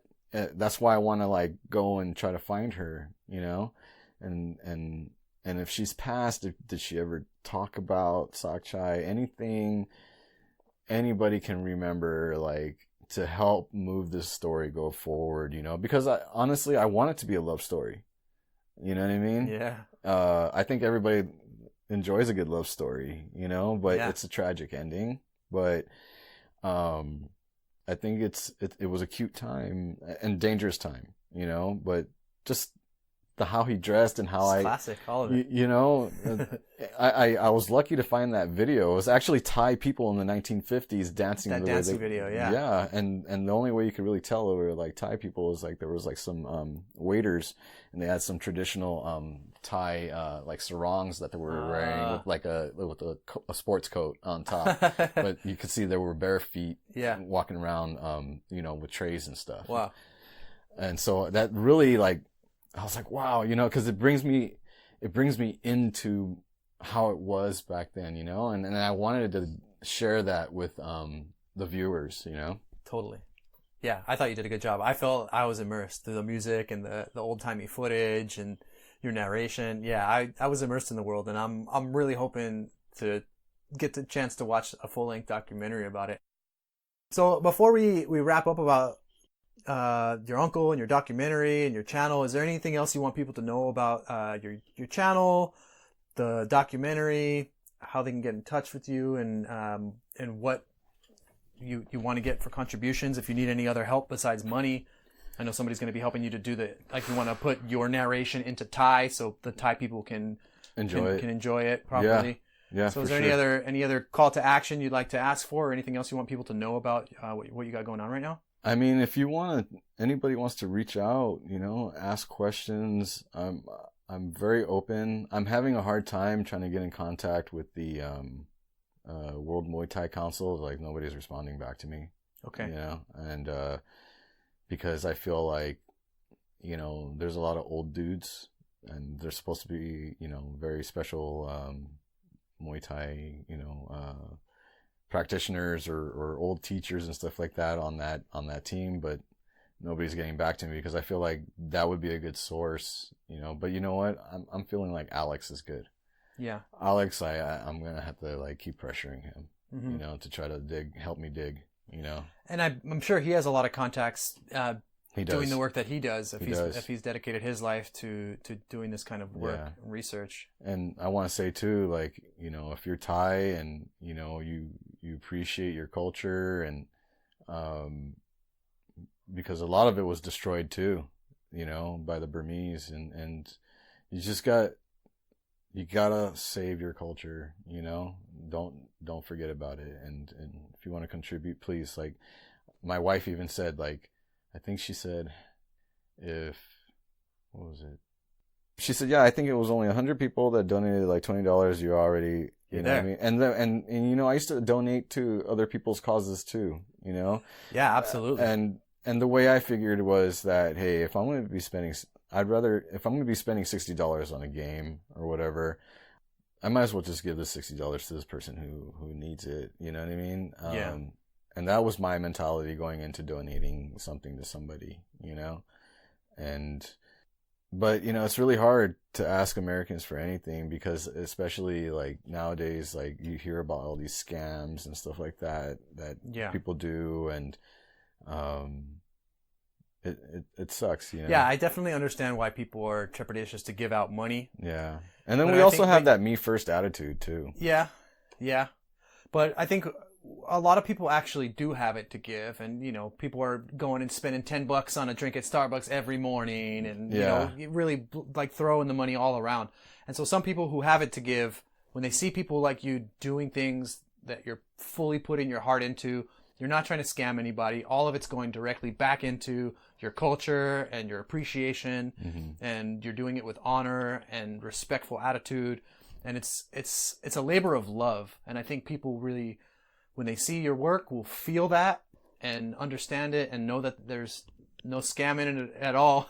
Yeah. And yeah, I would encourage people to give $1, give $5, $20, fund the whole damn thing. You know, like, I support it wholeheartedly. I don't have a ton of money to give, but that's why I'm super enthusiastic about, and excited to have had you on the show. So we can hopefully promote this as best we can, get the word out there. I think it's going to be huge, man. I'm really, really excited for you. Yeah. Yeah, for sure. And I hope, you know, people can help out, and I just want to, you know, I want to do that. I that's sometimes I get weary, because I feel like, I don't know if, I have faith in humanity, but sometimes it's a little bit lost, especially the way things are going right now in the country, and anti anything that's not American, you know what I mean? But I feel like, don't let the media scare you off, man. they'll try to put all that shit in your head, but there's, like you said in the beginning, when you actually talk to people and you're in front of them, you say, like, oh yeah, you're filled with love. Why did I think that you were a hate monger? Like, you actually care. Like, I mean, I've even, you know, I've gotten into conversations I found myself in with people I really disagree with, who are fervent Trump supporters. And at first I thought they were joking, and then they start to talk, and I'm like, oh, you care about all the same things I care about, but you are filled with fear, and for whatever reason, you think this is the best way to get your needs met. So they're just scared, and they don't know what to do, and so that comes off as like, push everything I don't understand away. Yeah. But really, like, they just want all the same love that everybody else does. And you'll be surprised when you, like, I think when, like, this gets out there for a little bit longer and more people have a chance, you'll see, like, I hear this a lot when people start putting themselves out there, like, their faith in humanity gets restored. Or especially, you know, I got a buddy of mine who hiked the Pacific Crest Trail from Mexico to Canada, that trail, and he did a podcast about it. And one of the things I heard almost every episode, people were like their faith in humanity was restored, because when they were down and out, somebody came to their rescue. And like, when we have needs, the universe provides, and it often does so through other people.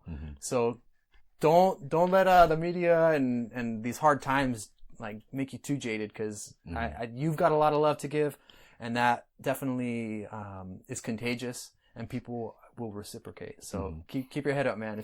It's gonna be good. I think it's more my network too. I need to find out like who's very influential too, or if anybody out there, you know. I think the ones that matter to it the most, I would say, is people who love Muay Thai and are part of Thai culture, Thai people, because it's part of our identity, whether some people don't want to accept it or not, but Muay Thai is Thai culture. Yeah, because it's what helped us, survive. Well, they called it Muay Baran back in the day, and it's the different forms of like fighting, and you had weapons that went along with it too. I think it's called like Krabi Kerbang. But it is part of Thai culture, and I feel like a lot of it's been lost, and I need to help, at least my part, preserve that little part for other people to enjoy, and hear the story about one of the greatest Muay Thai fighters of all time. I'm not trying to I don't want to be cocky about it, but I just found that it's just super cool, and he was one of the, he was the top fighter, until he got murdered. Yeah. And he was a handsome guy, man. And that's what, all the people were saying, and my family, and I can imagine, how popular he was, and people like that, even I see it here in America when we have like a, decent looking guy or whatever that's a champ, everybody flocks to him, and everybody wants to, especially when they're a nice guy. Yeah. Yeah. Mm-hmm. Yeah. I love it, man. I love the work you're doing. Thank you. Yeah. Is there anything else you want to share with anybody before we wrap it up? Yeah. Just say to the people? Don't be afraid to hit me up. I'm not a jerk. I'll vouch for that. I'll do my best to get back to you in a timely manner. And if you have any suggestions, just throw it my way. And if you know any influential people that, might want to get involved in this, because remember, this is not just because this is documentary 1. Documentary 2 will come out once I get the all the information that I can gather in my next trip in Thailand. Yep. New information kind of sometimes comes in my way, like news articles or whatever, sometimes weekly or monthly. And then third, we're going to try to do something like Hollywood. Yeah. Either it's a narration by Sakchai, or that's more of like a documentary thing that's not a major film, or a major film, because I've seen some Muay Thai major films that were just bleh. It was all hyped up and it turned out to be boring. Yeah. And I'm not going to say any names. Yeah, man. Yours has no hype, and it's exciting. I'm so excited for people to see it. Yeah. Cool, Pat. Yeah, thank you so much for coming out. We'll have all the links to all of the pertinent places, Muay LA, the GoFundMe page. You can put up my artwork too. Yeah, yep, sure. You put your art on there, your girl's art on there. I think we're going to end here, but I'd love to have you back sometime. Maybe we can follow up, see where you've been, but maybe also pick apart your art, because we didn't really get into that's cool to the art so much, because I'm fascinated by the work you do in the artistic realm as well. Thank you. Cool, man. We're going to wrap it up here. Thank you so much for coming in. Cool. Awesome show. All right, man.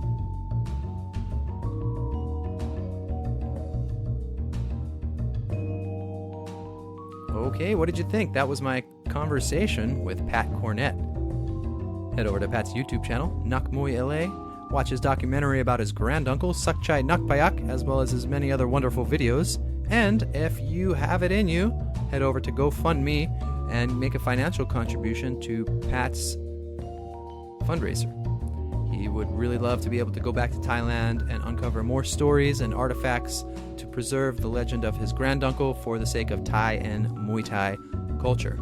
All the links you need are at aflairforthecurious.com and in the show notes to this episode. That said, you can also find a way to contact us there. I would love to get some feedback. Let me know what you thought. I was a little nervous for this episode, but I assure you my interview style is chilling out as things are going on. Be sure to tune in for the next episode. Subscribe so you get the notice or the download or whatever it is you get on your podcast app. Because next week we're going to talk to Monica Munoz, my friend and yoga mentor.